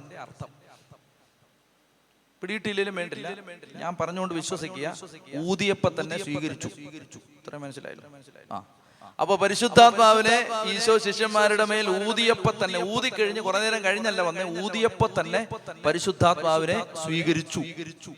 അപ്പോൾ ഇവിടെ 10 അപ്പസ്തോലന്മാരാണ് അപ്പോൾ അവിടെ ഉള്ളത്. യൂദാസ് മരിച്ചു. തോമാസ് ലീഗ ഇപ്പൊ അവിടെ ഇല്ല, അദ്ദേഹം പുറത്തു പോയിരിക്കുക. 10 പേരാണ് ഇപ്പൊ അവിടെ ഉള്ളത്. ഈ 10 പേരുടെ മേൽ പരിശുദ്ധാത്മാവിനെ നിശ്വസിച്ചു. അപ്പോൾ അവർ പരിശുദ്ധാത്മാവിനെ അപ്പോൾ തന്നെ സ്വീകരിച്ചു. അവരുടെ മേൽ പരിശുദ്ധാത്മാവ് വന്നു. ഞാൻ വളരെ പ്രധാനപ്പെട്ട ഒരു ആശയം പറയാനാണ് ഇങ്ങനെ കൊണ്ടുപോകുന്നത്. എന്റെ കൂടെ വരണം അമ്മച്ചി, ഉറങ്ങരുത് കേട്ടോ, എന്റെ കൂടെ വരണം. അപ്പോ ഈസ്റ്റർ സൺഡേ, ഈശോ ഉയർത്തെഴുന്നേറ്റ ദിവസം ഈശോ ആദ്യമായിട്ട് പ്രത്യക്ഷപ്പെട്ട സമയത്ത് കർത്താവ് ശിഷ്യന്മാരെ വിളിച്ചു കൂട്ടിയിട്ട് ഓരോരുത്തരെയായിട്ട് വിളിച്ചിട്ടാണ്, ഒരു ജനറൽ ഊതല്ല ഇത്, ഓരോരുത്തരെയായിട്ട് വിളിച്ചിട്ട് അവരുടെ മേൽ ഊതി. അപ്പൊ ഓരോരുത്തരും പരിശുദ്ധാത്മാവിനെ സ്വീകരിച്ചിട്ടാണ് പറയുന്നത്, നിങ്ങൾ എന്റെ പിതാവിനെ അയച്ച പോലെ ഞാൻ നിങ്ങളെ വിടുകയാണ് എന്നൊക്കെ പറഞ്ഞിട്ട് കർത്താവ് അവർക്കുള്ള ഡ്യൂട്ടി കൊടുക്കും. കേൾക്കണേ. അപ്പൊ ചോദ്യം ഇതാണ്, അവർ പരിശുദ്ധാത്മാവിനെ സ്വീകരിച്ചോ? സ്വീകരിച്ചു. എന്നാൽ പരിശുദ്ധാത്മാവിനെ സ്വീകരിച്ചെങ്കിലും അവരുടെ ക്യാരക്ടറിലോ ചിന്തയിലോ അവരുടെ കാഴ്ചപ്പാടിലോ പ്രവൃത്തിയിലോ ഒരു മാറ്റവും വന്നില്ല. ശ്രദ്ധിക്കണം, ഒരു മാറ്റവും വന്നില്ല. ഇത് കഴിഞ്ഞിട്ടാണ് പത്രോസ് പറയുന്നത്, ഞാൻ മീൻ പിടിക്കാൻ പോകും. സ്വീകരിച്ചതാണ്. അപ്പൊ വന്നത് കള്ളപ്പരിശുദ്ധാത്മാവൊന്നുമല്ല, ഫേക്ക് ചൈന മോഡൽ പരിശുദ്ധാത്മാവൊന്നുമല്ല, ഒറിജിനൽ പരിശുദ്ധാത്മാവാണ്. കാരണം ഈശോ മിശിഹായാണ് കൊടുത്തിരിക്കുന്നത്, അതുകൊണ്ട് ഒറിജിനൽ പരിശുദ്ധാത്മാവാണ് വന്നിരിക്കുന്നത്. പക്ഷേ ആ ആത്മാഭിഷേകം സ്വീകരിച്ചിട്ടും അവരുടെ ക്യാരക്ടറിലോ കാഴ്ചപ്പാടിലോ അവരുടെ പെരുമാറ്റത്തിലോ ഒരു മാറ്റവും വന്നിട്ടില്ല. അപ്പൊ ഇത് കഴിഞ്ഞ് കുറച്ചു നേരം കഴിയുമ്പോഴാണ് പത്രോസ് പറയുന്നത്, വിശുദ്ധ പത്രോസ് ലീഗ പറയുന്നത്, ഞാൻ മീൻ പിടിക്കാൻ പോകണം. അപ്പൊ ബാക്കിയുള്ളവർ 6 പേര് പറഞ്ഞു, ഞങ്ങളും വരുമോ. അപ്പൊ അവര് പഴയ പണിയിലേക്ക് തിരിച്ചുപോയി. അവർക്ക് എന്നാ ചെയ്യേണ്ടതെന്നൊന്നും ഈ പരിശുദ്ധാത്മ അഭിഷേകം കിട്ടിയത് കൊണ്ട് ബോധ്യം കിട്ടിയിട്ടൊന്നുമില്ല. ഇനി അവർക്ക് വേദപുസ്തകത്തെ കുറിച്ച് ഈ പരിശുദ്ധാത്മാഭിഷേകം കിട്ടിയപ്പോ പ്രത്യേകിച്ച് ജ്ഞാനമൊന്നും ഉണ്ടായില്ല. ഇനി അവര് യഹൂദരെ ഭയന്ന് അപ്പോഴും കഥകടിച്ചിരിക്കുകയാണ്. ഈ പരിശുദ്ധാത്മാഭിഷേകം വന്നപ്പോ അവർക്ക് പെട്ടെന്ന് ധൈര്യമൊന്നും ഉണ്ടായില്ല, അവർ ചാടി പുറത്ത് ഒന്നുമില്ല, അവർ പിന്നെ അടച്ചിരിക്കുകയാണ്. പ്രിയപ്പെട്ടവരെ ശ്രദ്ധിക്കണം, അവരുടെ കാഴ്ചപ്പാടിലോ ബോധ്യത്തിലോ സ്വഭാവത്തിലോ പരിശുദ്ധാത്മാവിനെ സ്വീകരിച്ചിട്ടും ഒരു മാറ്റവും വന്നിട്ടില്ല. ഞാൻ പറയുന്നത് പാഷണ്ഡതയല്ല, ഒറിജിനൽ കാത്തലിക് ടീച്ചിങ് ആണ് ഞാൻ പറയാൻ പോകുന്നത്. വളരെ ശ്രദ്ധിച്ച് കേൾക്കണം. അവർക്ക് പറഞ്ഞേ ഹല്ലേലൂയാ, ചൊല്ലി പറഞ്ഞേ ഹല്ലേലൂയാ. ഈ പരിശുദ്ധാത്മാഭിഷേകം സ്വീകരിച്ചിട്ട് ഒരു മാറ്റവും അപ്പോസ്തലന്മാർക്ക് വന്നില്ല. അപ്പോ കർത്താവ് പറഞ്ഞു, ഈശോ സ്വർഗത്തിലേക്ക് എടുക്കപ്പെടുന്നതിന് മുമ്പ് ഈശോ ശിഷ്യന്മാരോട് പറഞ്ഞു, നിങ്ങൾക്ക് ഞാൻ പരിശുദ്ധാത്മാവിനെയൊക്കെ തന്നതാണ്, എങ്കിലും മക്കളെ നിങ്ങൾ ഉന്നതത്തിൽ നിന്ന് ശക്തി ധരിക്കുന്നത് വരെ നഗരം വിട്ട് പോകരുത്. You have to wait for another Sunday, a Pentecost Sunday. Easter സൺഡേയിൽ പരിശുദ്ധാത്മാവിനെ സ്വീകരിച്ചതാണ്, ഒരു തർക്കമില്ല. പക്ഷെ ആ ആത്മാഭിഷേകം പോരാ, വേറൊരു അഭിഷേകം കൂടെ വരാനുണ്ട്. അതുകൊണ്ട് നിങ്ങൾ പരിശുദ്ധാത്മാവിന് വേണ്ടി കാത്തിരിക്കണം. അനേകം ആളുകൾ ചോദിക്കുന്നത് ഞാൻ കേട്ടിട്ടുണ്ട്, ഇതെല്ലാം മാമോദീസായി സ്വീകരിച്ചല്ലേ, പിന്നെ കൂടെ പരിശുദ്ധാത്മാവേ വരണേ. നിങ്ങളുടെ ചോദ്യത്തിലുള്ള മറുപടിയാണ് ഞാൻ പറയുന്നത്. കേട്ടോണം, ആർക്കും ഇവിടെ ഒരു തർക്കമില്ല. പരിശുദ്ധാത്മാവിനെ മാമോദീസായിലൂടെ, മൂറോനഭിഷേകത്തിലൂടെ, പരിശുദ്ധ കുർബാനയിലൂടെ, കുംഭസാരത്തിലൂടെ, വചനശ്രവണത്തിലൂടെ പരിശുദ്ധാത്മാവിനെ സ്വീകരിച്ചതാണ്, ഒരു തർക്കമില്ല. പക്ഷേ ക്യാരക്ടറിൽ ഒരു മാറ്റവും വന്നിട്ടില്ല, ശുശ്രൂഷയിൽ ഒരു മാറ്റവും വന്നിട്ടില്ല, വിശുദ്ധ ജീവിതം നയിക്കാൻ കൃപയില്ല, വചനത്തെക്കുറിച്ച് ജ്ഞാനമില്ല, ദൈവത്തോട് സ്നേഹമില്ല. ഓൾറെഡി സ്വീകരിച്ചിട്ടുണ്ട്. ഈശോ പറഞ്ഞു, ലൂക്കാസ് സുവിശേഷത്തിന്റെ അവസാനത്തെ അധ്യായത്തിൽ ശിഷ്യന്മാരോട് ഈശോ പറഞ്ഞു, അതുകൊണ്ട് മക്കളെ, നിങ്ങൾ പരിശുദ്ധാത്മാവിനെ സ്വീകരിച്ചിട്ടുണ്ട്, കാര്യമൊക്കെ ശരിയാണ്, പക്ഷെ നിങ്ങൾ ഉന്നതത്തിൽ നിന്ന് ശക്തി കിട്ടുന്നത് വരെ നഗരം വിട്ടു പോകരുത്. ലൂക്കാസ് സുവിശേഷം 24-ാം അധ്യായം 49-ാമത്തെ തിരുവചനം. ലൂക്ക 24:49, ഇതാ എന്റെ പിതാവിന്റെ വാഗ്ദാനം ഞാൻ നിങ്ങളുടെ മേൽ അയക്കുന്നു, ഉന്നതത്തിൽ നിന്ന് ശക്തി ധരിക്കുന്നത് വരെ നഗരത്തിൽ തന്നെ വസിക്കുവിൻ. ശ്രദ്ധിച്ചിരിക്കണേ, ഇതാ എന്റെ പിതാവിന്റെ എന്താ വാഗ്ദാനം എന്നൊക്കെ പറഞ്ഞേ. ഇതാ എന്റെ പിതാവിന്റെ വാഗ്ദാനം. ബൈബിളിൽ 8500 വാഗ്ദാനങ്ങളുണ്ട്. ഒരു വാഗ്ദാനമാണ് സിംഹക്കുട്ടികളെ കിട്ടാതെ വിശന്ന് വലഞ്ഞേക്കാം, കർത്താവിനെ അന്വേഷിക്കുന്നവർക്കൊന്നിനും കുറവുണ്ടാവുകയില്ല. വാഗ്ദാനമാണത്. നീ ഭൂമിയിൽ ദീർഘായുസോടുകൂടി ജീവിക്കേണ്ടതിന് മാതാവിനെയും പിതാവിനെയും ബഹുമാനിക്കണം. ദീർഘായുസ് വാഗ്ദാനമാണ്. ദൈവഭക്തരുടെ ചുറ്റും ദൈവദൂതൻ പാളയമടിച്ച് അവരെ സംരക്ഷിക്കും. വാഗ്ദാനമാണ്. ഒരു തിന്മയും നിനക്ക് ഭവിക്കില്ല, ഒരു അനർത്ഥവും നിന്റെ കൂടാരത്തോട് അടുക്കില്ല. വാഗ്ദാനമാണ്. എന്റെ മക്കളുടെ ഭവനത്തിന് ചുറ്റും ആരും കയറിയിറങ്ങി നടക്കാതിരിക്കാൻ ഞാൻ വേലി കെട്ടും. ഞാൻ എന്റെ ഭവനത്തിന് ചുറ്റും പാളയമടിച്ച് കാവൽ നിൽക്കും, ഒരു മർദ്ദകനും നിന്നെ കീഴടക്കില്ല. വാഗ്ദാനമാണ്. ഞാൻ അവർക്ക് ചുറ്റും അഗ്നി കൊണ്ടുള്ള കോട്ട കെട്ടും. വാഗ്ദാനമാണ്. ഞാൻ അവനും അവന്റെ ഭവനത്തിനും സമ്പത്തിനും ചുറ്റും വേലി കെട്ടി സുരക്ഷിതത്വം നൽകും. വാഗ്ദാനമാണ്. അവിടുന്ന് തന്റെ വചനമയച്ച് അവരെ സൗഖ്യപ്പെടുത്തും. വാഗ്ദാനമാണ്. പ്രിയപ്പെട്ടവരെ, അങ്ങനെ ബൈബിളിൽ 8500 വാഗ്ദാനമുണ്ട്. ദൈവം തന്റെ മഹത്വത്തിന്റെ സമ്പന്നതയിൽ നിന്ന് യേശു ക്രിസ്തു വഴി നിങ്ങൾക്ക് ആവശ്യമുള്ളതെല്ലാം നൽകും. വാഗ്ദാനമാണ്. എന്നെ ശക്തനാക്കുന്ന യേശുവിലൂടെ എനിക്കെല്ലാം ചെയ്യാൻ സാധിക്കും. വാഗ്ദാനമാണ്. ഇങ്ങനെ 8500 വാഗ്ദാനമുണ്ട്. ഇവിടെ കർത്താവ് പറയാണ്, ഇതാ എന്റെ പിതാവിന്റെ വാഗ്ദാനം എന്ന് പറഞ്ഞാൽ ദി പ്രോമിസ്. 8500 വാഗ്ദാനത്തെക്കാൾ വലിയ വാഗ്ദാനം എന്റെ പിതാവിൽ നിന്ന് നിങ്ങൾ കേട്ട വാഗ്ദാനം, ദി പ്രോമിസ് എന്ന് പറഞ്ഞ ഏറ്റവും വലിയ വാഗ്ദാനം. ഇതാ ഞാൻ നിങ്ങളുടെ മേൽ അയക്കുന്നു, നിങ്ങൾ ഉന്നതത്തിൽ നിന്ന് ശക്തി ധരിക്കുന്നത് വരെ നഗരത്തിൽ തന്നെ വസിക്കുവിൻ. അപ്പോസ്തല പ്രവർത്തനം 1-ാം അധ്യായത്തിൽ ഇത് വീണ്ടും ആവർത്തിച്ച് നമ്മൾ കാണുന്നുണ്ട്. അപ്പോസ്തല പ്രവർത്തനം 1-ാം അധ്യായം 4 മുതലുള്ള തിരുവചനം, അവൻ അവരോടൊപ്പം പട്ടണത്തിനിരിക്കുമ്പോൾ കൽപ്പിച്ചു, നിങ്ങൾ ജെറുസലേം വിട്ടു പോകരുത്, എന്നിൽ നിന്ന് നിങ്ങൾ കേട്ട പിതാവിന്റെ വാഗ്ദാനം കാത്തിരിക്കുവിൻ. എന്തെന്നാൽ യോഹന്നാൻ വെള്ളം കൊണ്ട് സ്നാനം നൽകി, നിങ്ങളാകട്ടെ ഏറെ താമസിയാതെ പരിശുദ്ധാത്മാവിനാൽ സ്നാനമേൽക്കും. യോഹന്നാൻ അപ്പോസ്തല പ്രവർത്തനം 1:8, എന്നാൽ പരിശുദ്ധാത്മാവ് നിങ്ങളുടെ മേൽ വന്ന് കഴിയുമ്പോൾ നിങ്ങൾ ശക്തി പ്രാപിക്കും. ജെറുസലേമിലും യൂദയ മുഴുവനിലും സമറിയായിലും ഭൂമിയുടെ അതിർത്തികൾ വരെയും നിങ്ങൾ എനിക്ക് സാക്ഷികളായിരിക്കുകയും ചെയ്യും. അപ്പൊ എനിക്ക് പറയാനുള്ളത് ഇതാണ്. ഒന്നാമത് നമ്മൾ ഈസ്റ്റർ സൺഡേയിൽ പരിശുദ്ധാത്മാവിനെ സ്വീകരിച്ചു. ആ ശിഷ്യന്മാർ, അപ്പോസ്തലന്മാർ ഈസ്റ്റർ സൺഡേയിൽ പരിശുദ്ധാത്മാവിനെ സ്വീകരിച്ചതുപോലെയാണ് നമ്മൾ മാമോദീസായിൽ മൂറോനഭിഷേകത്തിൽ പരിശുദ്ധാത്മാവിനെ സ്വീകരിച്ചത്. നമ്മുടെ എല്ലാവരുടെ മേലും പരിശുദ്ധാത്മാവ് ഓൾറെഡി ഉണ്ട്. കാരണം യേശു കർത്താവാണെന്ന് പരിശുദ്ധാത്മാവ് മുഖേന അല്ലാതെ ആർക്കും പറയാൻ പറ്റില്ല. ഒരാൾ വിശ്വാസത്തിലേക്ക് വന്നാൽ അതിന്റെ അർത്ഥം പരിശുദ്ധാത്മാവ് അയാളിൽ വന്നു കഴിഞ്ഞു എന്നാണ്. എന്നാൽ നമുക്ക് ആ പരിശുദ്ധാത്മാഭിഷേകം പോരാ. അതാണ് എന്റെ ഇന്നത്തെ പോയിന്റ്. നിങ്ങൾ വളരെ ശ്രദ്ധിച്ച് കേൾക്കണം. ഈ പരിശുദ്ധാത്മാഭിഷേകം നമുക്ക് പോരാ. രണ്ടാമതൊരു അഭിഷേകം വന്നാലേ ക്രിസ്തീയ ജീവിതം ഫലപ്രദമായി ജീവിക്കാൻ പറ്റും. ഇത് നിങ്ങൾ ഗ്രഹിച്ചാൽ എന്റെ പ്രിയപ്പെട്ടവരെ നിങ്ങളുടെ ജീവിതം മാറും. അതുകൊണ്ട് നന്നായിട്ട് ശ്രദ്ധിച്ചിരിക്കണം. ഈ സെക്കൻഡ് അനോയിന്റിങ് ഇല്ലാതെ ക്രിസ്ത്യൻ ലൈഫ് പറ്റില്ല. ഒരു സംശയമില്ല. ആദ്യത്തെ അനോയിന്റ്മെന്റ് മതി സ്വർഗത്തിൽ മതി,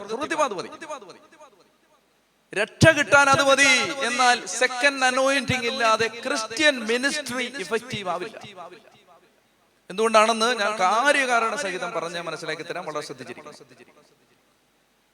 2 തരത്തിലുള്ള അഭിഷേകമുണ്ട്. നമ്മൾ മറ്റൊരു വചനത്തിലേക്ക് പോവാണ്. യോഹന്നാന്റെ സുവിശേഷം 14-ാം അധ്യായത്തിൽ ഈശോ പരിശുദ്ധാത്മാവിനെ വാഗ്ദാനം ചെയ്യുന്ന ഭാഗത്ത്, യോഹന്നാന്റെ സുവിശേഷം 14-ാം അധ്യായം, നിങ്ങൾ വളരെ ശ്രദ്ധിച്ചിരിക്കണം. എനിക്കൊരു ചോദ്യം ചോദിക്കാനുണ്ട്. ചോദ്യമുണ്ട്, ശ്രദ്ധിച്ചിരിക്കണം. കർത്താവ് പറയാണ് യോഹന്നാൻ 14:15, നിങ്ങൾ എന്നെ സ്നേഹിക്കുന്നെങ്കിൽ എന്റെ കൽപ്പന പാലിക്കും. ഞാൻ പിതാവിനോട് അപേക്ഷിക്കുകയും എന്നേക്കും നിങ്ങളോടുകൂടെ ആയിരിക്കാൻ മറ്റൊരു സഹായകനെ അവിടുന്ന് നിങ്ങൾക്ക് തരികയും ചെയ്യും. ഫ്യൂച്ചർ ടെൻസ് ആണ്. തരാൻ പോവാണ്, തന്നിട്ടില്ല, തരാം. ഓക്കെ. അപ്പൊ കർത്താവ് പറയാണ്, നിങ്ങൾ എന്നെ സ്നേഹിക്കുന്നെങ്കിൽ എന്റെ കൽപ്പന പാലിക്കും. ഞാൻ പിതാവിനോട് അപേക്ഷിക്കുകയും എന്നേക്കും നിങ്ങളോടുകൂടെ ആയിരിക്കാൻ മറ്റൊരു സഹായകനെ നിങ്ങൾക്ക് തരികയും ചെയ്യും. കേട്ടെ, ഈ സത്യാത്മാവിനെ സ്വീകരിക്കാൻ ലോകത്തിന് സാധിക്കുകയില്ല. കാരണം അത് അവനെ കാണുകയോ അറിയുകയോ ചെയ്യുന്നില്ല. എന്നാൽ നിങ്ങൾ അവനെ അറിയുന്നു, കാരണം അവൻ നിങ്ങളോടൊത്ത് വസിക്കുന്നു. എന്നാ പരിപാടിയാണ്? 2 കാര്യം. ഇത് കോൺട്രഡിക്ഷൻ ആണ് ഈ പറഞ്ഞിരിക്കുന്നത്. അതായത് കർത്താവ് പറയാണ്, നിങ്ങളോടുകൂടെ ആയിരിക്കാൻ ഒരു സഹായകനെ നിങ്ങൾക്ക് ഞാൻ തരാം. ആ സഹായകനെ സ്വീകരിക്കാൻ ലോകത്തിന് പറ്റില്ല. ലോകം അവനെ അറിഞ്ഞിട്ടില്ല, എന്നാൽ നിങ്ങൾ അവനെ അറിയുന്നു, കാരണം അവൻ നിങ്ങളോടൊത്ത് വസിക്കുന്നു. എടാ തരാന്നല്ലേ പറഞ്ഞു. എന്നിട്ട് പറയാണ് ഇപ്പൊ ഉണ്ടെന്ന്. ഉള്ളത് എന്തിനാ പിന്നെ തരുന്നേ? മനസ്സിലാവുന്നുണ്ടോ? അതെ, ഞാൻ നിങ്ങളോട് പറയാണ്, ഇന്നത്തെ ധ്യാനം കഴിയുമ്പോൾ നിങ്ങൾ 5 ദിവസവും വന്ന സന്തോഷത്തിന് ഞാൻ നിങ്ങൾക്ക് എല്ലാവർക്കും ലഡു തരാം. അല്ലേ? അപ്പൊ നിങ്ങൾക്ക് ലഡു തരാം, ചായ തരാം. ഈ ചായ കുടിക്കാൻ ധ്യാനത്തിന് വരാത്തവർക്ക് പറ്റത്തില്ല, കാരണം അവർ ധ്യാനത്തിന് വന്നിട്ടില്ല, അവർക്ക് ഈ ചായയെ പറ്റി അറിവില്ല. കാരണം നിങ്ങൾ ഇപ്പോൾ ചായ കുടിച്ചുകൊണ്ടിരിക്കുകയാണ്. ചായ തന്നോ? ഞാൻ തന്നിട്ടില്ല എന്ന് പറയുന്നത് പോലെ വിരോധാഭാസമാണിത്. അതായത് ഈ ആത്മാവിനെ സ്വീകരിക്കാൻ ലോകത്തിന് പറ്റില്ല, ഞാൻ നിങ്ങൾക്ക് തരും, ഞാൻ പോയി കഴിയുമ്പോൾ തരും, സഹായകനെ അയച്ചു തരും. എന്നിട്ട് പറയാണ് അവൻ നിങ്ങളോടൊത്ത് വസിക്കുന്നു. പ്രിയപ്പെട്ടവർ, അതിന്റെ അർത്ഥം എന്താണെന്നറിയാമോ? ഓൾറെഡി അവരിൽ പരിശുദ്ധാത്മാവ് ഉണ്ട്. അതുകൊണ്ടാണ് അവർക്ക് യേശുവിനെ രക്ഷകനായി സ്വീകരിക്കാൻ പറ്റിയിരിക്കുന്നത്.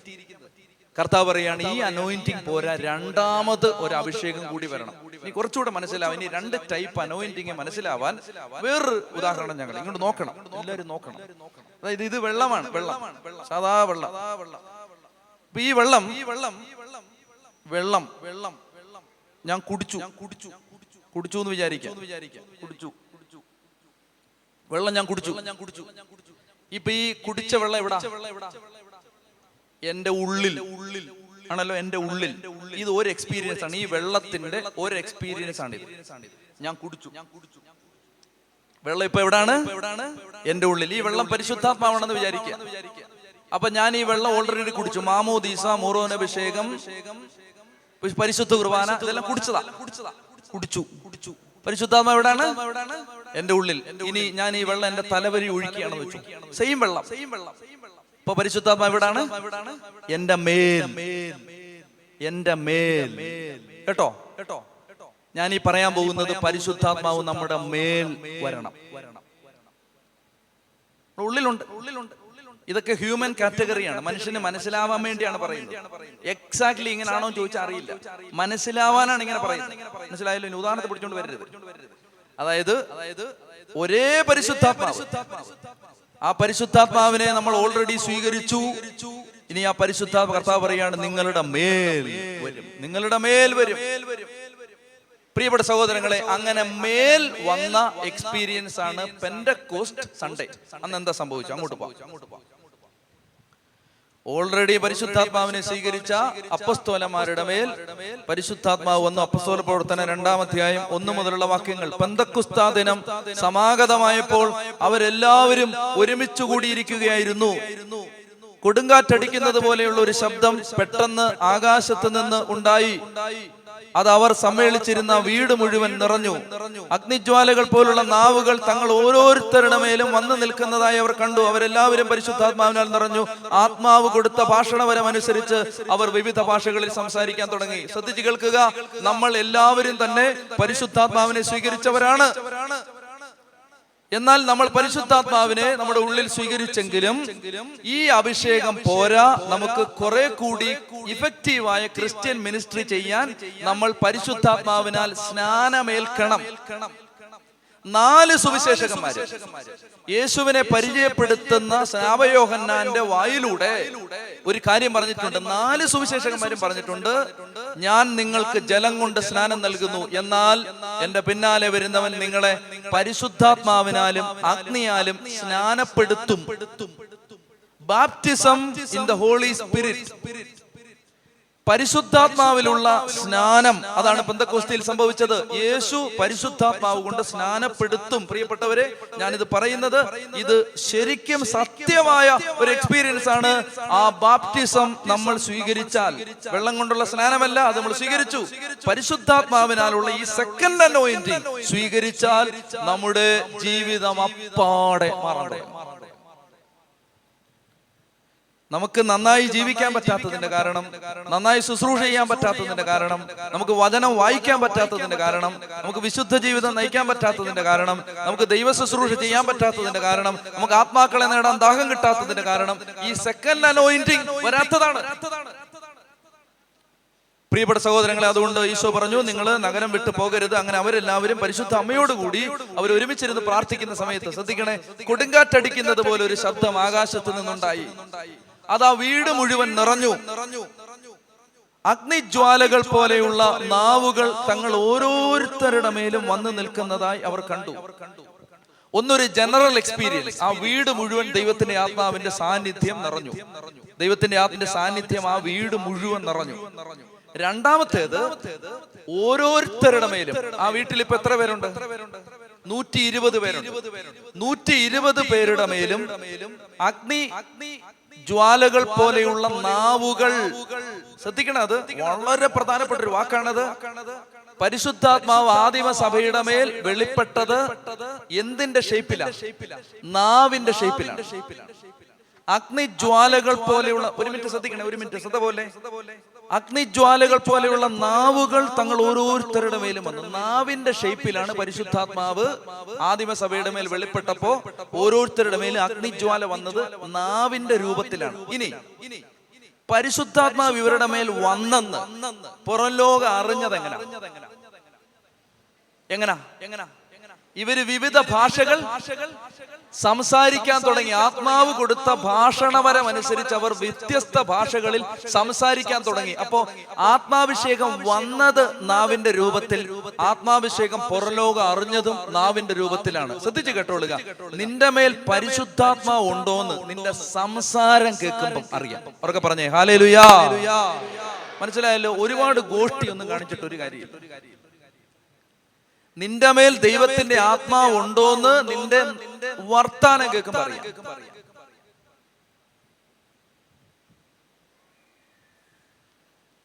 നല്ല നാണയത്തിന് കള്ള നാണയമുള്ളൂ, നല്ല നോട്ടിന് കള്ളനോട്ടുള്ളൂ. ശ്രദ്ധിച്ചോണം, നല്ല നോട്ടിന് കള്ളനോട്ടുള്ളൂ. 25 രൂപയുടെ കള്ളൻ നോട്ടുണ്ടോ? കാരണം എന്താ? 25 രൂപയുടെ നല്ല നോട്ടില്ല, അതുകൊണ്ടാ. 17 രൂപയുടെ കള്ളനോട്ടുണ്ടോ? ഇല്ല, കാരണം 17 രൂപയുടെ നല്ല നോട്ടില്ല. മനസ്സിലാവുന്നുണ്ടോ? ഏറ്റവും നല്ലതിനാണ് ഫേക്ക് കോപ്പികൾ ഉണ്ടാവുന്നത്. അതുകൊണ്ട് എല്ലാം പരിശുദ്ധാത്മ അഭിഷേകമാണെന്ന് വിചാരിക്കരുത്. കർത്താവ് പറഞ്ഞു, നിങ്ങൾ അവരുടെ ഫലങ്ങളിൽ നിന്ന് അവരെ തിരിച്ചറിയണം. ഫലങ്ങളിൽ നിന്ന് തിരിച്ചറിയണം. അപ്പൊ വളരെ ശ്രദ്ധിച്ചിരിക്കുക, പരിശുദ്ധാത്മാവ് നാവിന്റെ രൂപത്തിൽ ഓരോരുത്തരുടെ മേലും വന്നു. ശ്രദ്ധിക്കേണ്ട വാക്ക് ഇതാണ്, ഓരോരുത്തരുടെ മേലും. വളരെ ശ്രദ്ധിച്ചിരിക്കുക, പരിശുദ്ധാത്മ അഭിഷേകത്തിന് ഫോട്ടോസ്റ്റാറ്റ് കോപ്പി ഇല്ല. അനേകര് പ്രാർത്ഥിക്കുന്നത് ഞാൻ ഇങ്ങനെ കേട്ടിട്ടുണ്ട്, ദൈവമേ വട്ടായിലച്ചന്റെ മേലുള്ള അഭിഷേകം എനിക്ക് തരണേന്ന്. എടാ പൊട്ട, വട്ടായിലച്ചന്റെ അഭിഷേകം വട്ടായിലച്ചന് മാത്രമാണ്, അതിന് ഫോട്ടോസ്റ്റാറ്റ് കോപ്പി ഇല്ല. നിനക്ക് വേണ്ടത് നിന്റെ മേലുള്ള അഭിഷേകമാണ്, നിനക്ക് ദൈവം വെച്ചിരിക്കുന്ന അഭിഷേകം. മനസ്സിലാവുന്നുണ്ടോ? കത്തോലിക്ക സഭയിൽ പാത്രം കഴുകുന്ന വിശുദ്ധരും ഉണ്ടായിരുന്നു, കത്തോലിക്ക സഭയെ മരിച്ച മാർപ്പാപ്പയായ വിശുദ്ധരും ഉണ്ടായിരുന്നു. അടുക്കള പാത്രം കഴുകിയവന്റെ അഭിഷേകം ഒന്ന്, മാർപ്പാപ്പയുടെ അഭിഷേകം വേറൊന്ന്. ഡൊമിനിക്കച്ചന്റെ അഭിഷേകത്തിന് വേണ്ടി പ്രാർത്ഥിക്കരുത്. ജീവിതകാലം മുഴുവൻ പ്രാർത്ഥിച്ചാലും കിട്ടത്തില്ല. കാരണം ഡൊമിനിക്കച്ചന്റെ അഭിഷേകം ഡൊമിനിക്കച്ചനുള്ളതാണ്, നിനക്കുള്ളതല്ല. അഭിഷേകത്തിന് ഫോട്ടോ കോപ്പി ഇല്ല. ഓരോരുത്തരുടെ മേലും ആത്മാവ് ഓരോ രീതിയിലാണ് വെളിപ്പെടുന്നത്. അതുകൊണ്ട് ഈ സെക്കൻഡ് അനോയിന്റിങ് സംഭവിക്കുന്നത് ഓരോരുത്തരുടെ മേലും ഓരോ രീതിയിലാണ് വെളിപ്പെടുന്നത്. നീ ഒരു നല്ല അപ്പനാണെങ്കിൽ ഏറ്റവും നല്ല അപ്പനാവാനുള്ള അഭിഷേകമാണ് നിന്റെ മേൽ വരുന്നത്. നീ ഒരു നല്ല ടീച്ചറാണെങ്കിൽ ഏറ്റവും നല്ല ടീച്ചർ ആവാനുള്ള അനോയിന്റിങ് ആണ് നിന്റെ മേൽ വരുന്നത്. നീ ഒരു നല്ല സുവിശേഷ പ്രഘോഷകനാണെങ്കിൽ ഏറ്റവും നന്നായിട്ട് പ്രഘോഷിക്കാനുള്ള അഭിഷേകമാണ് നിന്റെ മേൽ വരുന്നത്. നീ ഒരു കൗൺസിലിംഗ് ചെയ്യുന്ന ആളാണെങ്കിൽ ഏറ്റവും നന്നായിട്ട് കൗൺസിലിംഗ് ചെയ്യാനുള്ള അഭിഷേകമാണ് നിന്റെ മേൽ വരുന്നത്. നീ ഒരു മധ്യസ്ഥ പ്രാർത്ഥനക്കാരനാണെങ്കിൽ നന്നായി പ്രാർത്ഥിക്കാനുള്ള അഭിഷേകമാണ് നിന്റെ മേൽ വരുന്നത്. നീ ദൈവരാജ്യത്തിന് വേണ്ടി ആരും അറിയാതെ ശുശ്രൂഷ ചെയ്യുന്ന ആളാണെങ്കിൽ അതിനുള്ള അഭിഷേകം. ഓരോരുത്തരുടെ മേൽ ഓരോ അഭിഷേകമാണ്. പ്രിയപ്പെട്ട സഹോദരങ്ങളെ, ഞാൻ നേരത്തെ സൂചിപ്പിച്ചിട്ടുണ്ട്, കുട്ടിക്കാനത്ത് പാഞ്ചാലിമേട് എന്ന് പറയുന്ന സ്ഥലത്തൊരു കാട്ടിൽ 3 അൽമായ സഹോദരന്മാർ 20 വർഷമായിട്ട് താമസിക്കുന്നുണ്ട്. ഞങ്ങൾ അച്ഛന്മാര് 4 പേര് ചേർന്ന് ഒരു ദിവസം പോയപ്പോ ഞാൻ ഇങ്ങനെ പറയുകയായിരുന്നു, അതായത് ഇത് കണ്ടിട്ട് നമ്മൾ ഇനി അവിടെ ചെന്നിട്ട് ഒരു കാട്ടിൽ പോയി കുടിലൊക്കെ കെട്ടി താമസിച്ചാൽ നമ്മൾ 5-ാം ദിവസം കുടിലും പിടിച്ചിട്ട് വീട്ടിൽ പോകും. ഇടാതെ അവരുടെ മേലുള്ള അഭിഷേകമാണ്. അത് കണ്ടിട്ട് ഇനി കോപ്പി ഇടിച്ച് അങ്ങോട്ട് പോയി ഒരു മാടവും വെച്ചിരുന്ന 4 ദിവസം നിൽക്കുക, 5-ാം ദിവസം ഒക്കത്തില്ലെന്ന് പറഞ്ഞ് ചാടിപ്പോക്കളെ. ഓരോ അനോയിന്റിംഗ് ആണ് ഓരോരുത്തർക്കും. ഓരോ അഭിഷേകമാണ് പ്രിയപ്പെട്ടവർ, ശ്രദ്ധിച്ച് കേൾക്കുക. 120 പേരുടെ മേലും ഓരോ അഭിഷേകം വന്നു. അവരെല്ലാവരും പരിശുദ്ധാത്മാവിനാൽ നിറഞ്ഞു. ആത്മാവ് കൊടുത്ത ഭാഷണമനുസരിച്ച് അവർ വിവിധ ഭാഷകളിൽ സംസാരിച്ചു. അപ്പൊ പെന്തക്കോസ്റ്റ് സൺഡേയിൽ വേറൊരു അഭിഷേകം വന്നു. ഇനി എന്താ സംഭവിച്ചെന്നറിയാമോ? കേട്ടെ, വ്യത്യാസം ഇതാണ്. ഈ അഭിഷേകം വെളിപ്പെട്ട ഉടനെ അത്രയും നേരം വേദപുസ്തകത്തെ കുറിച്ച് യാതൊരു ജ്ഞാനവും ഇല്ലാതിരുന്ന വിശുദ്ധ പത്രോസ് ശ്ലീഹ ഇൻസ്റ്റന്റ് ആയിട്ട് എഴുന്നേറ്റു. ഏത് ദിവസം പിന്നെ വായിച്ചോ പഠിച്ചോ ചെയ്തിട്ടില്ല. ഇവരുടെ ബൈബിൾ ഉണ്ടായിരുന്നു എന്ന് തന്നെ സംശയമാണ്. ഇന്നത്തെ പോലെ ബൈബിളൊന്നും സുലഭമായ കാലമല്ലത്. ഈ 10 അപ്പോസ്തലരും എനിക്ക് ഇപ്പോഴും സംശയമുണ്ട്. അവര് ബൈബിളൊക്കെ നമ്മൾ വായിക്കുന്ന പോലെ വായിച്ചിട്ടുണ്ട്. കർത്താവ് പറഞ്ഞു കേട്ട കാര്യങ്ങളൊക്കെ അവരുടെ മനസ്സിൽ കാണത്തുള്ളൂ. ശ്രദ്ധിക്കുക. അപ്പോൾ പത്രോസ് ശ്ലീഹ പെട്ടെന്ന് എഴുന്നേറ്റു. വാക്യം 14, അപ്പോസ്തല പ്രവർത്തനം 2:14. ഇങ്ങോട്ട് നോക്കൂ. എന്നിട്ട് പറയുകയാണ്, സഹോദരന്മാരെ, നിങ്ങൾ എന്തിനാണ് പരിഭ്രമിക്കുന്നത്? നാട്ടുകാരോട് പറയുകയാണ്. ജോയേൽ പ്രവാചകൻ വഴി നൂറ്റാണ്ടുകൾക്ക് മുമ്പ് കർത്താവ് പ്രവചിച്ചത് ഇന്നിവിടെ നിറവേറിയതാണ്. ജോയേൽ പ്രവാചകൻ പറഞ്ഞതിന്റെ പൊരുള് ഇൻസ്റ്റന്റ് ആയിട്ട് പത്രോസ് ശ്ലീഹായ്ക്ക് മനസ്സിലായത് ഈ സെക്കൻഡ് അനോയിന്റിങ് വന്നപ്പോഴാണ്. ബൈബിള് വായിക്കാൻ പറ്റാത്തവര്, ബൈബിള് പഠിക്കാൻ പറ്റാത്തവര് പരിശുദ്ധാത്മ സ്നാനത്തിന് വേണ്ടി പ്രാർത്ഥിച്ചു. വേദപുസ്തകം കർത്താവ് ചങ്കിൽ എഴുതി മനസ്സിലാക്കി തരും.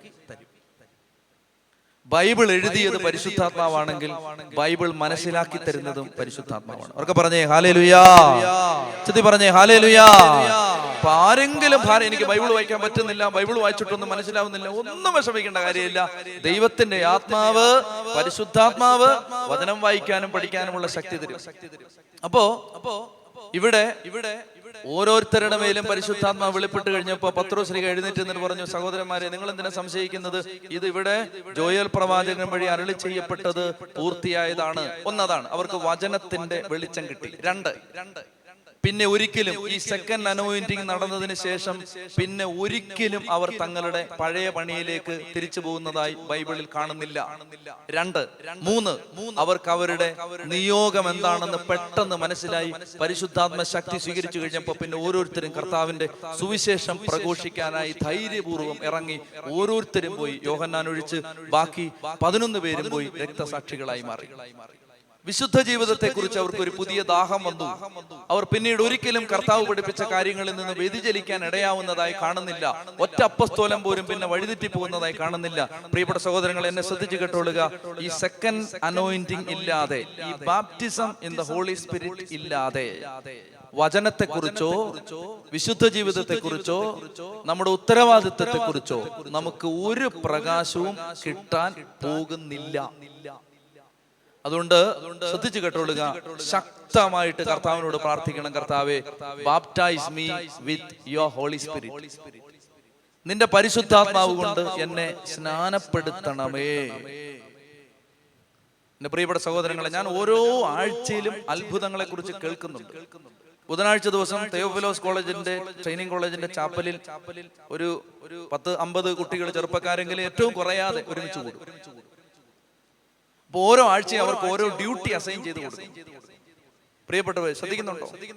കഴിഞ്ഞ ആഴ്ചയിൽ കൊടുത്ത ഡ്യൂട്ടി എന്തായിരുന്നു അറിയാമോ? അതായത് കഴിഞ്ഞ ആഴ്ച ചെന്നപ്പോ എനിക്ക് പറയാൻ കിട്ടിയ പ്രചോദനം ഈശോയുടെ 2ാം വരവിനെ കുറിച്ച് പറയാനാണ്. അപ്പൊ ഇതിനെക്കുറിച്ച് പിള്ളേരോട് പറഞ്ഞിട്ട് 5 മിനിറ്റ് പോലും പറഞ്ഞിട്ടില്ല. 5 മിനിറ്റ് പറഞ്ഞിട്ട് അവരോട് ഞാൻ പറഞ്ഞു, മക്കളെ, നിങ്ങൾ ഈ ആഴ്ച നിങ്ങളുടെ ഡ്യൂട്ടി ഇതാണ്. നിങ്ങൾ പഠിക്കുന്ന കോളേജിലും നിങ്ങൾ പോകുന്ന സ്ഥലത്തും എല്ലാം ചെന്നിട്ട് പരമാവധി ആളുകളോട് പറയണം, ഈശോ വീണ്ടും വരും കേട്ടോ. ഇത്രയും പറഞ്ഞാൽ മതി. അപ്പൊ ഞാൻ പറഞ്ഞു, ഞാൻ നേരത്തെ പറയുകയാണ്, നിങ്ങൾക്ക് ഒരുപാട് ആക്ഷേപങ്ങൾ കേൾക്കേണ്ടി വരും ഇത് പറയുമ്പോ. നിങ്ങളെ പലരും പരിഹസിക്കും, നിങ്ങളെ കളിയാക്കും, നിങ്ങൾ വിഷമിക്കുകയും ചെയ്യരുത്. അതാണ് നിങ്ങൾക്ക് കിട്ടാൻ പോകുന്ന ഏറ്റവും വലിയ പ്രതിഫലം. ചെന്നിട്ട് പറയണം, ഈശോ വീണ്ടും വരും കേട്ടോ. ഇത്ര പറഞ്ഞാൽ മതി. മാറിവാനിയസ് കോളേജിലും മാർ ബസീലിയസ് കോളേജിലും ഈ പിള്ളേര് പല ക്ലാസ്സുകളിലും എല്ലാ കുട്ടികളോടും പറഞ്ഞു. ഒരു കുട്ടി 91 പേരോട് പറഞ്ഞു, ഒരാൾ 80 പേരോട് പറഞ്ഞു, ഒരാൾ പറഞ്ഞു എണ്ണ അറിയത്തില്ല ഒത്തിരി പേരോട് പറഞ്ഞു എന്ന് പറഞ്ഞു. ഒരു കുട്ടി പറഞ്ഞ ടെസ്റ്റിമണി എന്നെ വല്ലാതെ ഉലച്ചു കളഞ്ഞു. ആ കുട്ടി പറഞ്ഞു, ഞാൻ ഒരു പേപ്പറില് 3 പേപ്പറിൽ ഇത് എഴുതി. ഈശോ മിശിഹ നിങ്ങളെ സ്നേഹിക്കുന്നു, ഈശോ സത്യമാണ്, ഈശോ പിതാവിനെ നമുക്ക് തന്നതാണ്, പരിശുദ്ധാത്മാവിനെ തരും, ഈശോ നമുക്ക് വേണ്ടതൊക്കെ തരും, കർത്താവ് സ്നേഹമാണ്, ദൈവം എന്ന് പറഞ്ഞ സ്നേഹം, ഇതെല്ലാം എഴുതി ഈശോ വീണ്ടും വരും എന്നൊക്കെ ഒരു പേപ്പറിൽ 3 പേപ്പറിൽ എഴുതിയിട്ട് ആ കുട്ടി ഇവിടുന്ന് ഒരു ട്രാൻസ്പോർട്ട് ബസ്സിൽ പത്തനംതിട്ടയ്ക്കുള്ള ബസ്സിൽ കയറി വീട്ടിൽ പോവാണ്. ആദ്യം അടുത്തിരുന്ന ഒരു സഹോദരി, ക്രിസ്ത്യാനി അല്ലാത്തൊരു സഹോദരി, അത് ഇവളുടെ പ്രായത്തിലുള്ള ഒരു പെൺകുട്ടിയാണ്. അവളോട് ആദ്യം ഒരു അല്പം പേടിയുണ്ടെങ്കിലും അവളോട് പറഞ്ഞു. എന്നിട്ട് അവൾക്ക് ഈ പേപ്പർ കൊടുത്തിട്ട് പറഞ്ഞു, വേറെ ആർക്കെങ്കിലും ഇനി ഈ പേപ്പർ കൊടുത്തിരുന്നാൽ മതി എന്ന് പറഞ്ഞു, അടുത്താക്ക് കൈമാറിയാൽ മതി. രണ്ടാമത് വേറൊരു ചേച്ചിയോട് പറഞ്ഞു. അവരോടൊക്കെ മണിക്കൂർ ഈ പോകുന്ന യാത്രയിൽ ഈ സമയമൊക്കെ എടുത്ത് ഇത്തിരി സമയം എടുത്ത് പറയുകയാണ്. അവസാനം നിൽക്കുന്ന ഒരു ചേച്ചിയുടെ അടുത്ത് എന്നിട്ട് ആ ചേച്ചിയോടും പറഞ്ഞു, 3 പേപ്പറും കൊടുത്തു.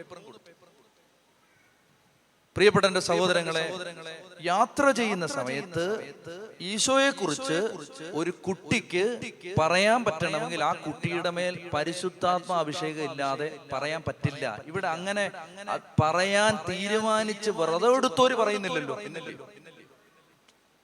അതായത് അങ്ങനെ പറഞ്ഞോളാന്ന് പറഞ്ഞ് ഇറങ്ങിയോര് പറയുന്നില്ലല്ലോ.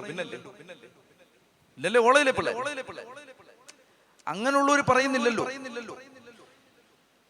ഞാൻ പറഞ്ഞു വരുന്നത്, എനിക്ക് ശക്തമായ ബോധ്യമുണ്ട്, ഇവാഞ്ചലൈസേഷൻ നടക്കണമെങ്കിൽ, ഈശോയുടെ സ്നേഹത്തെ കുറിച്ച് മറ്റുള്ളവരോട് പറയണമെങ്കിൽ പരിശുദ്ധാത്മാവിന്റെ ഈ സെക്കൻഡ് അനോയിന്റിങ് ഇല്ലാതെ പറയാൻ പറ്റില്ല. പ്രിയപ്പെട്ട സഹോദരങ്ങളെ, ഈശോ രണ്ടാമത് വരുമെന്ന് ഞാൻ വിശ്വസിക്കുന്നു. എനിക്ക് വിശ്വാസമുണ്ട്, നല്ല വിശ്വാസം. ഈശോ രണ്ടാമത് വരാനുള്ള ഒരു റിക്വയർമെന്റ് ലോകം മുഴുവൻ സുവിശേഷം പ്രഘോഷിക്കപ്പെടണം. അപ്പൊ ഈശോ വീണ്ടും വരാതിരിക്കുന്നതിനുള്ള ഏറ്റവും വലിയ തടസ്സം ഉണ്ടാക്കുന്നത് ആരാ? നമ്മൾ ഈ അറിഞ്ഞവരാണ്, നമ്മൾ ഈ ഈശോയെ അറിഞ്ഞവരാണ്. നമ്മളിത് പറഞ്ഞിട്ടില്ല. നമുക്ക് പറയാൻ പേടിയാണ്, നാണക്കേടാണ്, മടിയാണ്. എന്നൊക്കെ പറഞ്ഞേ ഹല്ലേലൂയാ. ഞാൻ ഈ വിഷയം പറഞ്ഞത് അതിനാമുഖമായിട്ടാണ്. എന്ന് പറഞ്ഞാൽ യേശുക്രിസ്തുവിനെ കുറിച്ച് പറയാൻ നമുക്ക് ഒന്നീ നാണക്കേടാണ്, അല്ലെ അപമാനമാണ്, അല്ലെ പേടിയാണ്, അല്ലെ ദുരഭിമാനമാണ്.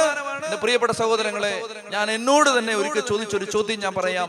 യേശുക്രിസ്തു ഏകരക്ഷകനാണെന്ന് പറയാനല്ലെങ്കിൽ ഞാൻ ഈ 6 മീറ്റർ ലോഹയിട്ടത് ലോകത്തെ ഏറ്റവും വലിയ മോശത്തരമാണ്. എല്ലാം ഒന്നാണെന്ന് പറയാനാണെങ്കിൽ ഈ ലോഹയാണ് ലോകത്തെ ഏറ്റവും വലിയ ഫൂളിഷ്നെസ്. എടാ, യേശുക്രിസ്തുവിന് പ്രയോറിറ്റി വൈസ് വാല്യൂ കൂടുതലുള്ളത് കൊണ്ടല്ലേ അവന് വേണ്ടി ജീവിക്കാൻ ഒരാൾ ഇറങ്ങുന്നത്. മനസ്സിലായോ? എന്നെ വേട്ടയാടിയ ഒരു ചിന്ത ഞാൻ പറയുകയാണ്. അതായത് എടാ, ഈശോയ്ക്ക് പ്രയോറിറ്റി വൈസ് വാല്യൂ കൂടുതലുള്ളത് കൊണ്ടാണ് ഈശോയ്ക്ക് വേണ്ടി എന്ന് പറഞ്ഞ് ഓരോരുത്തർ ഇറങ്ങുന്നത്. എല്ലാം ഒന്നാണെന്ന് പറയാനാണെങ്കിൽ അങ്ങനെ ഇറങ്ങേണ്ട കാര്യമില്ലല്ലോ. അപ്പൊ ഇറങ്ങിയതൊരു മണ്ടത്തരല്ലേ? ഇറങ്ങി ജീവിക്കുന്നത് വലിയ ഭോഷത്തരല്ലേ? അല്ലേ? പ്രിയപ്പെട്ട സഹോദരങ്ങളെ, അതുകൊണ്ട് നിങ്ങൾ മനസ്സിലെ ഈ രാത്രിയിൽ ദൈവത്തിന്റെ ആത്മാവ് എന്റെ ഹൃദയത്തിൽ പ്രചോദിപ്പിക്കുന്ന ഏറ്റവും ശക്തമായ പ്രചോദനം ഞാൻ പറയാം. 30 ലക്ഷം ആളുകളുണ്ട് ഈ തിരുവനന്തപുരം ജില്ലയിൽ. 30 ലക്ഷം ആളുകൾ. കഴിഞ്ഞ 7 വർഷമായി ഞങ്ങൾ 50 സ്ഥലങ്ങൾ ദത്തെടുത്ത് പ്രാർത്ഥിക്കുന്നുണ്ട് തിരുവനന്തപുരം നഗരത്തിന്റെ. ഈ 50 സ്ഥലങ്ങളിൽ ഈ തിരുവനന്തപുരം ജില്ലയിൽ 30 ലക്ഷം ആളുകളോട് യേശുക്രിസ്തു രക്ഷകനാണ്, സ്നേഹമാണ്, ദൈവമാണെന്ന് പറയാനുള്ള ബാധ്യത തിരുവനന്തപുരം ജില്ലയിലെ ക്രൈസ്തവ സഭകൾ ാണ്. അത് ചെയ്യാതിരുന്നാൽ നാം ശിക്ഷ അനുഭവിക്കേണ്ടി വരും. അവരൊക്കെ പറഞ്ഞേ ഹല്ലേലൂയാ. ചൊല്ലി പറഞ്ഞേ ഹല്ലേലൂയാ. പ്രിയപ്പെട്ട സഹോദരങ്ങളെ, വാളിൻ തുമ്പത്ത് ആരെയും നിർത്തി മതപരിവർത്തനം നടത്തുന്ന കാര്യമല്ല ഞാൻ ഈ പറയുന്നത്. മറിച്ച് നീ അനുഭവിച്ച സ്നേഹം നീ പങ്കുവച്ചിട്ടുണ്ടോ? 4-5 ചെറുപ്പക്കാര് ഞാൻ ഒരു രാത്രിയിൽ എന്റെ മുറിയിൽ ഇരിക്കുന്നെന്ന് കണ്ടാൽ എന്റെ അടുത്ത് വന്നിട്ട് എന്റെ അടുത്ത് പറയും, പോച്ചാന്ന് പറഞ്ഞിട്ട് സാമാന്യം വലിപ്പമുള്ള ഒരു വണ്ടിയുണ്ട് എനിക്ക്, അതിനകത്ത് 7 പേര് കയറും. അങ്ങനെ കയറി ഒരുമിച്ച് പോകുമ്പോൾ ഈ ശംഖുമുഖം, വേളി, വെട്ടുകാട് തീരപ്രദേശങ്ങളിൽ എവിടെയെങ്കിലും പോയിട്ട് അവർ പറയും, അച്ഛൻ വിട്ടിരുന്നു, ഞങ്ങളിപ്പോ വരാന്ന് പറയും. 7 പേര് 7 ദിശയിലേക്ക് പോകും. എന്നിട്ട് ഒറ്റയ്ക്ക് ഇരിക്കുന്ന ആളുകൾ അടുത്ത് ചെല്ലും, അവരുടെ അടുത്തിരിക്കും. എന്നിട്ട് വർത്താനം പറയും, അവരോട് വിശേഷമൊക്കെ ചോദിക്കും, അവരുടെ സങ്കടം കേൾക്കും. എന്നിട്ട് പറയും, ഈശോ മിശിഹായ്ക്ക് ചേട്ടാ, ചേച്ചി, നിങ്ങളുടെ സങ്കടത്തിൽ ഒരു ഉത്തരം തരാനുണ്ട്, അവിടെ ഒരു അച്ഛൻ നിപ്പുണ്ട്, വന്നാ പ്രാർത്ഥിക്കുമെന്ന് പറയും. എന്റെ അടുത്ത് കൊണ്ടുവരും. ഓരോരുത്തരെ ഞാൻ പ്രാർത്ഥിക്കും. രാത്രി 1:30-12:30 തിരിച്ചു വരും. 12:30-1:30 തിരിച്ചു വരും. പ്രിയപ്പെട്ട സഹോദരങ്ങളെ, ലോകയിട്ട് അച്ഛൻ ചെയ്താൽ അതിന്റെ അതിശയോക്തിയൊന്നുമില്ല. പക്ഷെ ഈ ചെറുപ്പക്കാരൻ അത് ചെയ്യാൻ തോന്നണമെങ്കിൽ അവന്റെ അകത്ത് ഈ പരിശുദ്ധാത്മാഭിഷേകം വെളിപ്പെട്ടിട്ടുണ്ട്. അതുകൊണ്ടാണ്. അവർക്ക് പറഞ്ഞേ ഹല്ലേലൂയാ, ചെത്തി പറഞ്ഞേ ഹല്ലേലൂയാ. പ്രിയപ്പെട്ടവരെ, പാലക്കാട് നിന്ന് തിരുവനന്തപുരത്തേക്ക് ഞങ്ങൾ രാത്രി വണ്ടി ഓടിച്ചു വരികയാണ്. എന്റെ വണ്ടി ഓടിക്കുന്ന ചെറുപ്പക്കാരൻ എൻ്റെ അടുത്ത് പറഞ്ഞു, അച്ഛാ നമുക്ക് എറണാകുളത്ത് ഇറങ്ങി നമുക്ക് യേശുവിനെ കുറിച്ച് പറയാം. ഞാൻ പറഞ്ഞു, എനിക്ക് വെളുപ്പാങ്കാലത്ത് എന്നിട്ട് കോളേജിൽ പോകേണ്ടതാണ്, നീ അവിടെ നിൽക്ക്, നമുക്ക് പിന്നെ പറയാം യേശുവിനെ കുറിച്ച് എന്നൊക്കെ പറഞ്ഞിട്ട് ഞാൻ പറഞ്ഞു, നീ വണ്ടി ഓടിക്കും മര്യാദയ്ക്ക്. എന്നിട്ട് വണ്ടി ഓടിച്ച് പോകുമ്പോൾ അവൻ ഇങ്ങനെ പറഞ്ഞു, എറണാകുളം ജംഗ്ഷനിൽ ഇറങ്ങി നമുക്ക് പറയാം, 5-6 പേരോട് പറയാം. രാത്രിയാണേ, രാത്രി. അപ്പൊ ഞാൻ അവനോട് പറഞ്ഞു, നീ പെട്ടെന്ന് വണ്ടി ഓടിക്കാം, തിരുവനന്തപുരത്ത് എല്ലാം ഉള്ളതാണെന്ന് പറഞ്ഞു കഴിഞ്ഞ് കുറച്ച് കഴിഞ്ഞപ്പോൾ എനിക്ക് പ്രയാസം തോന്നി. ഞാൻ വിചാരിച്ച, ദൈവമേ, ഇവനുള്ളതിന്റെ 10-1 തീ എന്റെ ചങ്കിനകത്തില്ല. അപ്പൊ ഞാൻ പറഞ്ഞു, എടാ കൊച്ചേ, നീ പറഞ്ഞത് എനിക്ക് ഇഷ്ടപ്പെടാഞ്ഞിട്ടൊന്നുമല്ല, പക്ഷെ നമുക്ക് നേരമില്ലാത്തതുകൊണ്ടാണ്. ഞാൻ പറഞ്ഞു, നീ പ്രാർത്ഥിക്കും, നമുക്ക് പോകുന്ന വഴിക്ക് ആരെങ്കിലും കിട്ടും. പോകുന്ന വഴിക്ക് ഒരു ഗതികേടുകാരൻ കൈ നീട്ടി. നമ്മൾ 3 തവണ നിർത്തും, കാരണം നമ്മൾ ഒരുത്തനെ നോക്കി പോവാ. നിർത്തി. ഫ്രണ്ടിലിരുന്ന ആൾ എഴുന്നേറ്റ് പുറകെ വന്നിട്ട് അവനോട് പറഞ്ഞു, വണ്ടിയിരുന്നു. അവൻ നോക്കുമ്പോൾ ഇത്രയും സ്വീകരണം ആദ്യമായിട്ടാണ് ഒരു വണ്ടി. അവൻ കിഡ്നി കരൾ വല്ലതും എടുക്കാനാണ് അവൻ വിചാരിച്ചു കാണും. ഏതായാലും അവനെ മുമ്പിൽ, പ്രിയപ്പെട്ട സഹോദരങ്ങളെ, ഞാൻ മഹാത്ഭുതങ്ങൾ നടക്കുന്ന കാര്യം പറയട്ടെ. അവൻ വന്നിരുന്ന നിമിഷം മുതൽ അവന്റെ ജീവിതത്തിലെ അനേക കാര്യങ്ങൾ ഈ ഇരിക്കുന്ന ആളുകൾക്ക് വെളിപ്പെടാൻ തുടങ്ങി. അത് ഈശോയെ കുറിച്ച് പറയാൻ ഒരാൾ അങ്ങോട്ട് റെഡി ആവുമ്പോൾ സ്വർഗം സർവ്വസന്നാഹങ്ങളുമായിട്ട് നമ്മളെ സഹായിക്കാൻ വരികയാണ്. എല്ലാവരും കൂടി ഇരുന്ന് അവനോട് അവന്റെ ജീവിതത്തിലെ ഓരോ കാര്യങ്ങൾ അങ്ങോട്ട്, ആ ചെറുക്കം വിഷമിച്ച് വേർത്ത് നാശമായി പോയി. അവസാനം അവനൊരു കുരിശ്, ഒരു കാശുരൂപം, മദർ തെരേസയുടെ ഒരു രൂപം, ഒരു പ്രാർത്ഥന എല്ലാം കൊടുത്തിട്ട് അവന്റെ തൊട്ടടുത്തുള്ള പള്ളിയിൽ ചെന്ന് വികാരിച്ചനെ കണ്ട് പ്രാർത്ഥിക്കണം, അതെല്ലാം പറഞ്ഞു കൊടുത്ത് അവന് നടുവേദന ഉണ്ട്, അത് മാറാൻ വേണ്ടി പ്രാർത്ഥിച്ച് അവനെ ഇറക്കി വിട്ടു.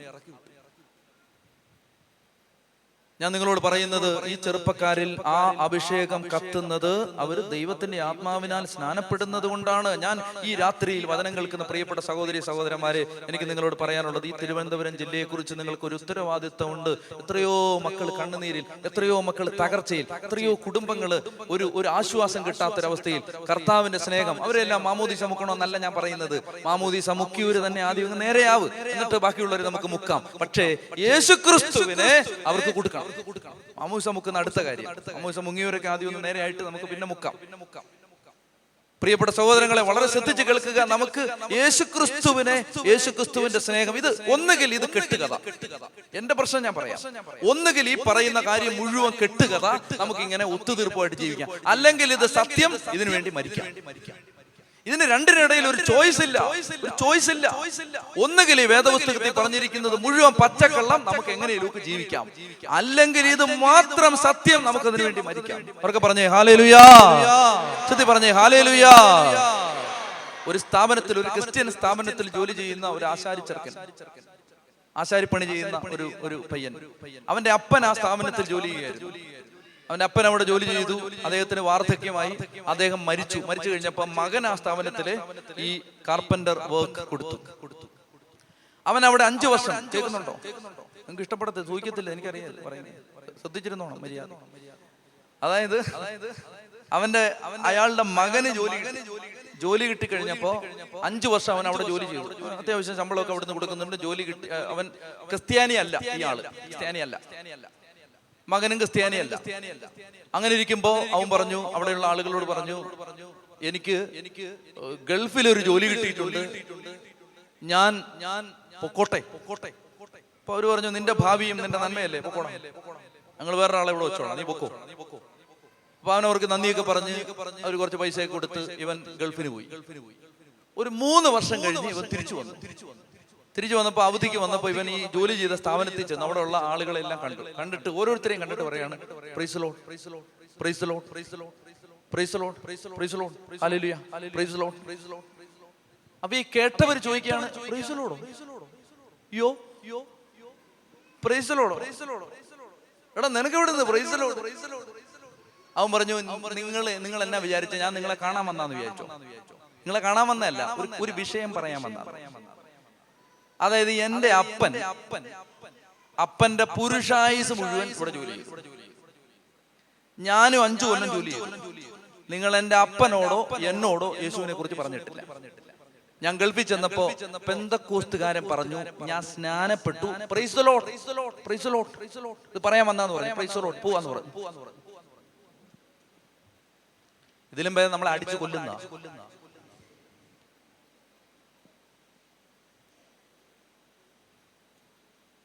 Shame to the core.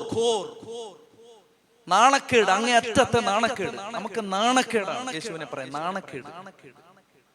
പ്രിയപ്പെട്ട സഹോദരങ്ങളെ, ബൈബിളിലെ വളരെ വളരെ വളരെ നമ്മളെ ചിന്തിപ്പിക്കുന്ന ഒരു ഭാഗത്തിലേക്ക് നമുക്ക് പോകാം. രാജാക്കന്മാരുടെ 2-ാം പുസ്തകത്തിൽ നമ്മൾ വളരെ പ്രധാനപ്പെട്ട 4 കഥാപാത്രങ്ങളെ കാണുകയാണ്. രാജാക്കന്മാരുടെ 2-ാം പുസ്തകം 6ഉം 7ഉം അധ്യായങ്ങൾ. രാജാക്കന്മാരുടെ 2-ാം പുസ്തകം 6ഉം 7ഉം അധ്യായങ്ങൾ ശ്രദ്ധിച്ചിരിക്കുക. ഇതിന്റെ പശ്ചാത്തലം എങ്ങനെയാണ്? സിറിയ രാജാവായ ബെൻഹദാദ് ഇസ്രായേൽ ആക്രമിച്ചു. സിറിയ രാജാവിന്റെ പേരെന്താ?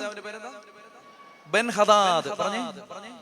സിറിയ രാജാവായ ബെൻഹദാദ് ഇസ്രായേൽ ആക്രമിച്ചു. ഇസ്രായേലിനെതിരെ ഉപരോധം ഏർപ്പെടുത്തി. ഇസ്രായേൽ രാജ്യത്തേക്ക് ഭക്ഷണം പ്രവേശിക്കുന്നില്ല, വെള്ളം പ്രവേശിക്കുന്നില്ല. ക്ഷാമം രൂക്ഷമായതോടുകൂടി, ഇസ്രായേൽ ദേശത്ത് ക്ഷാമം രൂക്ഷമായതോടുകൂടി ജനത്തിന് കഴിക്കാൻ ഭക്ഷണം ഇല്ലാതെ. കേൾക്കുന്നുണ്ടോ? ഇങ്ങോട്ട് നോക്കി, ഇങ്ങോട്ട് എന്നെ നോക്ക്. കൊച്ചു കരയുന്നത് കേട്ടിട്ടില്ലേ? കേട്ടിട്ടില്ലാത്തവർക്ക് 9 മണിക്ക് ഡെമോൺസ്ട്രേഷൻ വെളിവെച്ച് നടത്തി തരാം. ഇങ്ങോട്ട് നോക്ക്. അതായത് ഇസ്രായേൽ രാജ്യത്തിനെതിരെ സിറിയ രാജാവായ അയാളുടെ പേരെന്താണ്? ബെൻഹദാദ് യുദ്ധം പ്രഖ്യാപിച്ചു. ഇസ്രായേലിനെതിരെ ഉപരോധം നടത്തി. അപ്പോ ജനത്തിന് കഴിക്കാൻ ഭക്ഷണമില്ല, ജനത്തിന് ക്ഷാമമായി. ആ ക്ഷാമത്തെ കുറിച്ച് ബൈബിൾ വിവരിക്കുന്നത് ഒരു കഴുതത്തലയ്ക്ക് 8 ഷെക്കൽ വെള്ളി. ഒരു കഴുതത്തലയ്ക്ക് 8 ഷെക്കൽ വെള്ളി. കഴുതയുടെ ഇറച്ചി വല്ലവരും തിന്നുവോ? തിന്നില്ല. ഇനി ആരെങ്കിലും തിന്നാൽ തന്നെ കഴുതത്തല തിന്നുവോ? തിന്നത്തില്ല. അപ്പോൾ ഏറ്റവും തിന്നാൻ കൊള്ളാത്തതിന് 8 ഷെക്കൽ വെള്ളി. അപ്പൊ അത്ര രൂക്ഷമായ ക്ഷാമം. അങ്ങനെ ആ ക്ഷാമം നടക്കുമ്പോ രാജാവ് മട്ടുപ്പാവിലൂടെ ഉലാത്തുന്ന സമയത്ത് സ്ട്രീറ്റിൽ നിന്ന് 2 സ്ത്രീകൾ, രാജാവേ ഒരു പരാതി ഉണ്ടെന്ന് പറഞ്ഞ് ഉറക്കെ വിളിച്ചു. ഒരു ചേച്ചി ഉറക്കെ വിളിച്ച് പറയുകയാണ്. അപ്പൊ രാജാവ് എന്താണെന്ന് അറിയാൻ വേണ്ടി താഴോട്ട് നോക്കുമ്പോ ഈ സ്ത്രീ പറയുകയാണ്, പൊന്നു രാജാവേ, ക്ഷാമം രൂക്ഷമായതുകൊണ്ട്, നീ ഭരിക്കുന്ന രാജ്യത്ത് ക്ഷാമം രൂക്ഷമായതുകൊണ്ട്, കഴിക്കാനൊന്നും ഇല്ലാത്തത് കൊണ്ട് ഞാനും എന്റെ അയൽക്കാരി ചേച്ചിയും കൂടി ഞങ്ങൾ ഒരു എഗ്രിമെന്റിലെത്തി. ഞാൻ പറഞ്ഞു, ഇന്ന് എന്റെ മോനെ കൊന്ന് തിന്നാം, നാളെ നിന്റെ മോനെ കൊന്ന് തിന്നാം. അങ്ങനെ ഇന്ന് എന്റെ മോനെ കൊന്ന് ചെയ്ത് ഞങ്ങൾ ഭക്ഷിച്ചു. അടുത്ത ദിവസം അവളുടെ മോനെ കൊല്ലേണ്ട സമയമായപ്പോ അവളുടെ മോനെ കൊണ്ട് ഒളിപ്പിച്ചു വെച്ചു. രാജാവ് ഒരു തീർപ്പുണ്ടാക്കി തരണം. എന്താ പറയുന്നേ? പ്രജകൾ 2 പേര് പറയുകയാണ്, സ്വന്തം മക്കളെ അവർ വേവിച്ച് തിന്നുകയാണെന്ന്. രാജാവ് ഇത് കേട്ട് വസ്ത്രം കീറി ഭാരപ്പെട്ടിരിക്കുന്ന സമയത്ത് എലീഷ പ്രവാചകനോട് പറഞ്ഞു, ഇതിനെന്തെങ്കിലും വഴിയുണ്ടോ? എലീഷ പറഞ്ഞു, ഒരു വഴിയുണ്ട്, നാളെ മൂക്കുമുട്ടെ സകലരും തിന്നുമെന്ന് പറഞ്ഞു. ഭക്ഷണം ദൈവം തരുമെന്ന് പറഞ്ഞു. പ്രിയപ്പെട്ട, ഇതാണ് പശ്ചാത്തലം. അങ്ങനെ ക്ഷാമം രൂക്ഷമായിരിക്കുന്ന സമയത്ത്, ദൈവം ഇടപെടാൻ വേണ്ടി കാത്തു നിൽക്കുന്ന സമയത്ത് 4 കുഷ്ഠരോഗികൾ ഇസ്രായേലിന്റെ പ്രവേശന കവാടത്തിൽ ഇരിക്കുകയായിരുന്നു. 7-ാം അധ്യായം, 2 രാജാക്കന്മാർ 7-ാം അധ്യായം. ഇങ്ങോട്ട് നോക്കിക്കൊള്ളുക. 4 കുഷ്ഠരോഗികൾ ഇസ്രായേലിന്റെ പ്രവേശന കവാടത്തിൽ ഇരിക്കുകയാണ്. ആ കുഷ്ഠരോഗികൾ പറഞ്ഞ 2-3 ഡയലോഗുകളാണ് നമ്മുടെ ഇന്നത്തെ ചിന്താവിഷയം. കുഷ്ഠരോഗി പറഞ്ഞതായതുകൊണ്ട് ഗിന്നസ് ബുക്കിലൊന്നും വന്നിട്ടില്ല, പക്ഷെ കൊള്ളാവുന്ന ഡയലോഗുകളാണ്. ആ കുഷ്ഠരോഗികൾ 4 പേരും കൂടി അവർ നഗര കവാടത്തിന് വെളിയിലിരിക്കുമ്പോൾ അവർ പരസ്പരം ഇങ്ങനെ പറഞ്ഞു. കേട്ടെ, അവരുടെ ഒന്നാമത്തെ വെരി പോപ്പുലർ ഡയലോഗ് നമ്പർ 1. അവർ പറയുകയാണ്, നമ്മൾ ഇവിടെ ഇരുന്നാലും മരിക്കും, നമ്മൾ സിറിയക്കാരുടെ പാളയത്തിൽ പോയാലും മരിക്കും. സിറിയക്കാർ ശത്രുക്കളാണ്, ശത്രുക്കൾ പാളയം അടിച്ചിട്ടുണ്ട്. നമ്മൾ ഇവിടെ ഇരുന്നാ പട്ടിണി കിടന്ന് മരിക്കും, അവിടെ പോയാൽ അവന്മാർ അടിച്ചു കൊല്ലും. കേക്കണേ, ഇവിടെ ഇരുന്നാലും മരിക്കും, സിറിയക്കാരുടെ പാളയത്തിൽ പോയാലും മരിക്കും. എന്നാ പിന്നെ നമുക്ക് അവിടെ പോയി വല്ലതും കിട്ടുമോ നോക്കിയിട്ട് മരിക്കാൻ തോന്നും. എനിക്ക് രാത്രി പറയാനുള്ള ഒന്നാമത്തെ ദൂത്, പ്രിയപ്പെട്ട സഹോദര സഹോദരി, നീ ഇവിടെ ഇരുന്നാലും മരിക്കും, നീ ഇറങ്ങി സുവിശേഷം പറഞ്ഞാലും മരിക്കും. എന്നാ പിന്നെ 4 പേരോട് സുവിശേഷം പറഞ്ഞിട്ട് മരിക്കും. ഇവിടെ ഇരുന്നാലും മരിക്കും, പുറത്തു പോയാലും മരിക്കും. എന്നാ പിന്നെ പുറത്തു പോയി 10 ആത്മാക്കളെ രക്ഷിച്ചിട്ട് മരിക്കും. ചാനൽ മാറ്റിയിരുന്നാലും മരിക്കും, ജിംനേഷ്യത്തിൽ പോയാലും മരിക്കും, 10 ഇൻഷുറൻസ് എടുത്താലും മരിക്കും, 50,000 ഗുളിക തിന്നാലും മരിക്കും, കിംസിൽ ആജീവനാന്ത ട്രീറ്റ്മെന്റ് നടത്തിയാലും മരിക്കും, ആജീവനാന്ത ഒഴിച്ചിലും പിഴിച്ചിലും നടത്തിയാലും മരിക്കും, എന്തെല്ലാം ലേപനങ്ങളും സുഗന്ധദ്രവ്യങ്ങളും ഉപയോഗിച്ചാലും മരിക്കും, എത്ര സമൃദ്ധമായ പ്രോട്ടീൻ നിറഞ്ഞ ഭക്ഷണം കഴിച്ചാലും മരിക്കും, എത്ര ഡയറ്റിംഗ് നടത്തിയാലും മരിക്കും, എത്ര വെളുപ്പാങ്കാലത്ത് എഴുന്നേറ്റ് നടന്നാലും മരിക്കും. എന്നാ പിന്നെ 10 ആത്മാക്കളെ രക്ഷിച്ചിട്ട് മരിച്ചൂടെ? ഹല്ലേലൂയ. നിങ്ങൾക്ക് കാണാൻ പറ്റുന്നുണ്ടോ? എനിക്ക് വലിയ തരക്കേട്ടില്ലാത്തൊരു വയറുണ്ട്. കാണാൻ പറ്റുന്നുണ്ടോ? അപ്പോ ഒരു മനുഷ്യൻ എൻ്റെ അടുത്ത് പറയുകയാണ്, ഇത് എന്നാ വയറായി, ഇത്ര വയസ്സായി ചോദിച്ചു. ഞാൻ എൻ്റെ വയസ്സ് പറഞ്ഞു, പരസ്യമായിട്ട് പറയുന്നില്ല. അപ്പോ എന്നോട് ചോദിച്ചു, ഇത് എന്നാ വയറാ? ഞാൻ പറഞ്ഞത് ഇപ്പൊ നമുക്ക് നമ്മുടെ ജീവിത രീതി ഇങ്ങനെയൊക്കെയാണ്, അതുകൊണ്ട് ഇങ്ങനെയൊക്കെ പറ്റൂ, വേറെ നമുക്ക് ആഗ്രഹമില്ലാഞ്ഞിട്ടല്ല, ഇങ്ങനെയൊക്കെ പറ്റും. അപ്പൊ ഈ മനുഷ്യൻ പറഞ്ഞു, എന്നെ നോക്കാൻ പറഞ്ഞു, എന്നെ നോക്ക്, എനിക്ക് എത്ര വയസ്സുണ്ടെന്ന് അറിയാമോ? ഞാൻ വയസ്സ് ചോദിച്ചു. ഒരു 40-45 വയസ്സ് പ്രായം. എന്നിട്ട് ആ മനുഷ്യൻ, ഞാൻ എല്ലാ ദിവസവും വെളുപ്പിനെ 4 മണിക്ക് നടക്കുന്നു. എന്റെ ശരീരം കണ്ടോ? ഞാൻ നോക്കുമ്പോൾ നല്ല കടഞ്ഞെടുത്ത ശരീരം എന്നൊക്കെ പറഞ്ഞാൽ അതാണ്. നല്ല ശരീരം, നല്ല ഒത്ത വണ്ണം, നല്ല ശരീരം. ഇപ്പൊ ഞാൻ ശ്രദ്ധിക്കുന്നത്, നല്ല ശരീരം.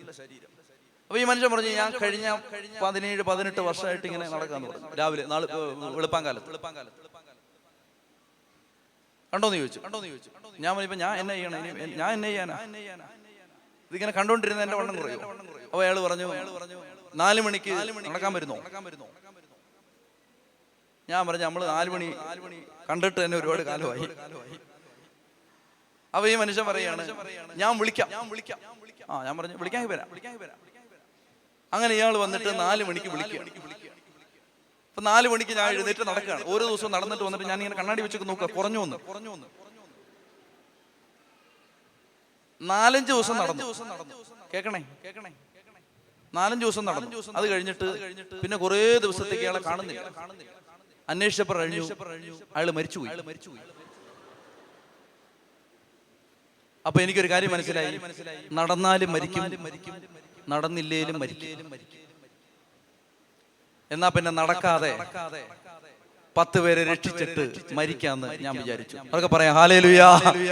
ചെത്തി പറഞ്ഞേ ഹല്ലേലൂയാ. എന്റെ പ്രിയപ്പെട്ട സഹോദരങ്ങളെ, കുഷ്ഠരോഗി പറയുകയാണ്, നീ എന്ത് ചെയ്താലും മരിക്കും. എനിക്ക് പറയാൻ ഇവിടെയുള്ള എല്ലാവരും, എല്ലാ പ്രായക്കാരോടും പറയാനുള്ള, പൊന്നി ചേട്ടാ, പൊന്നി ചേച്ചി, നീ എന്നാ തിന്നാലും മരിക്കും, എന്ത് ചെയ്താലും.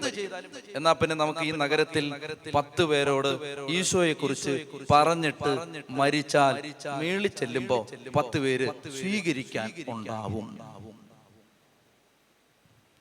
പ്രിയപ്പെട്ട സഹോദരങ്ങളെ, കുഷ്ഠരോഗി പറഞ്ഞു, നമ്മൾ ഇവിടെ ഇരുന്നാലും മരിക്കും, അവിടെ പോയാലും മരിക്കും, എന്നാ പിന്നെ വാടാ അവിടെ പോയി മരിക്കാൻ തോന്നി. അങ്ങനെ കേൾക്കണേ, അങ്ങനെ ഇവര് 4 പേരും കൂടി സിറിയാക്കാരുടെ പാളയത്തിലേക്ക് പോവാണ്. ശത്രു രാജ്യമാണ്, പേടിച്ചാണ് ചെല്ലുന്നത്, എന്ത് സംഭവിക്കാം. ചെല്ലുമ്പോൾ ദൈവം തമ്പുരാൻ വലിയ ഒരു അത്ഭുതം ചെയ്തു. എലീശായിലൂടെ ദൈവം പ്രവചിച്ചിട്ടുണ്ട്, നാളെ മൂക്കുമുട്ടെ നിങ്ങൾ ഭക്ഷിച്ച് തൃപ്തരാവാൻ പോവാണ്. കർത്താവ് ഒരു പ്രവൃത്തി ചെയ്യാൻ തയ്യാറായി നിൽക്കുകയാണ്. അതുകൊണ്ട് ആരേലും ഒന്ന് ചെന്നാ മതി, ദൈവത്തിന് ആരേലും മതി, കുഷ്ഠരോഗിയായാലും മതി. കേൾക്കണേ, ഈ കാലഘട്ടത്തിൽ ദൈവം വലിയ പ്രവൃത്തികൾ ചെയ്യാൻ തയ്യാറായി നിൽക്കുകയാണ്. ആരേലും ഒന്ന് ഇറങ്ങി നിന്നാ മതി, ആരേലും ഒന്ന് ചെറുതായിട്ട് ഒരു സ്റ്റെപ്പ് വെച്ചാൽ മതി, ബാക്കി ദൈവം ചെയ്തോളൂ.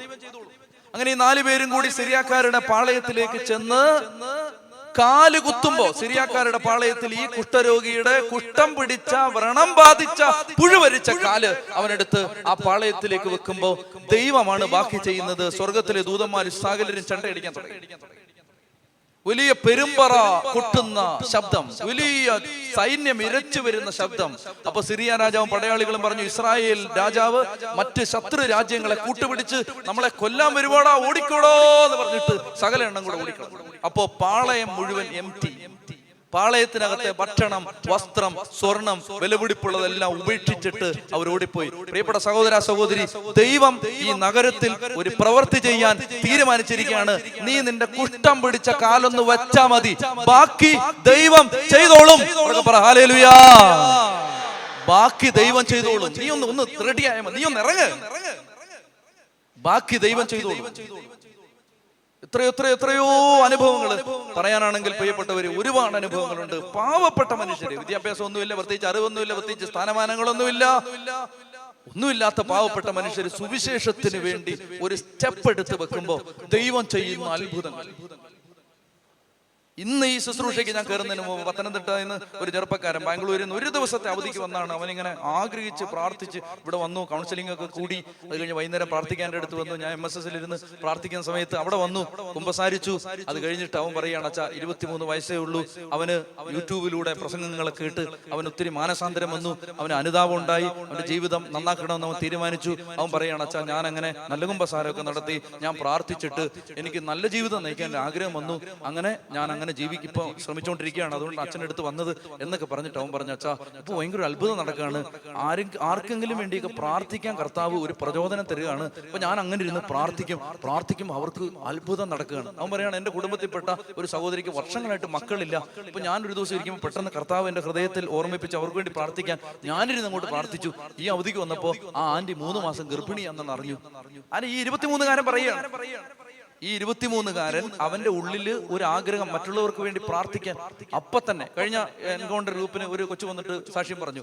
വേറൊരു മകള് അതിന് തൊട്ടുമുമ്പ് പറഞ്ഞിരുന്നു, ജോലിക്ക് വേണ്ടി പ്രാർത്ഥിച്ചപ്പോൾ, മറ്റൊരാളുടെ ജോലിക്ക് വേണ്ടി പ്രാർത്ഥിച്ചപ്പോൾ ജോലി കിട്ടിയത്. അപ്പൊ ഈ ഗ്രൂപ്പ് കഴിഞ്ഞ് പുറത്തിറങ്ങിയപ്പോൾ ആ മറ്റേ കുട്ടി വന്നിട്ട് ഈ കുട്ടിയോട് പറഞ്ഞു, എന്റെ ആങ്ങളേക്കും ജോലിയില്ല, ഒന്ന് പ്രാർത്ഥിക്കണേ.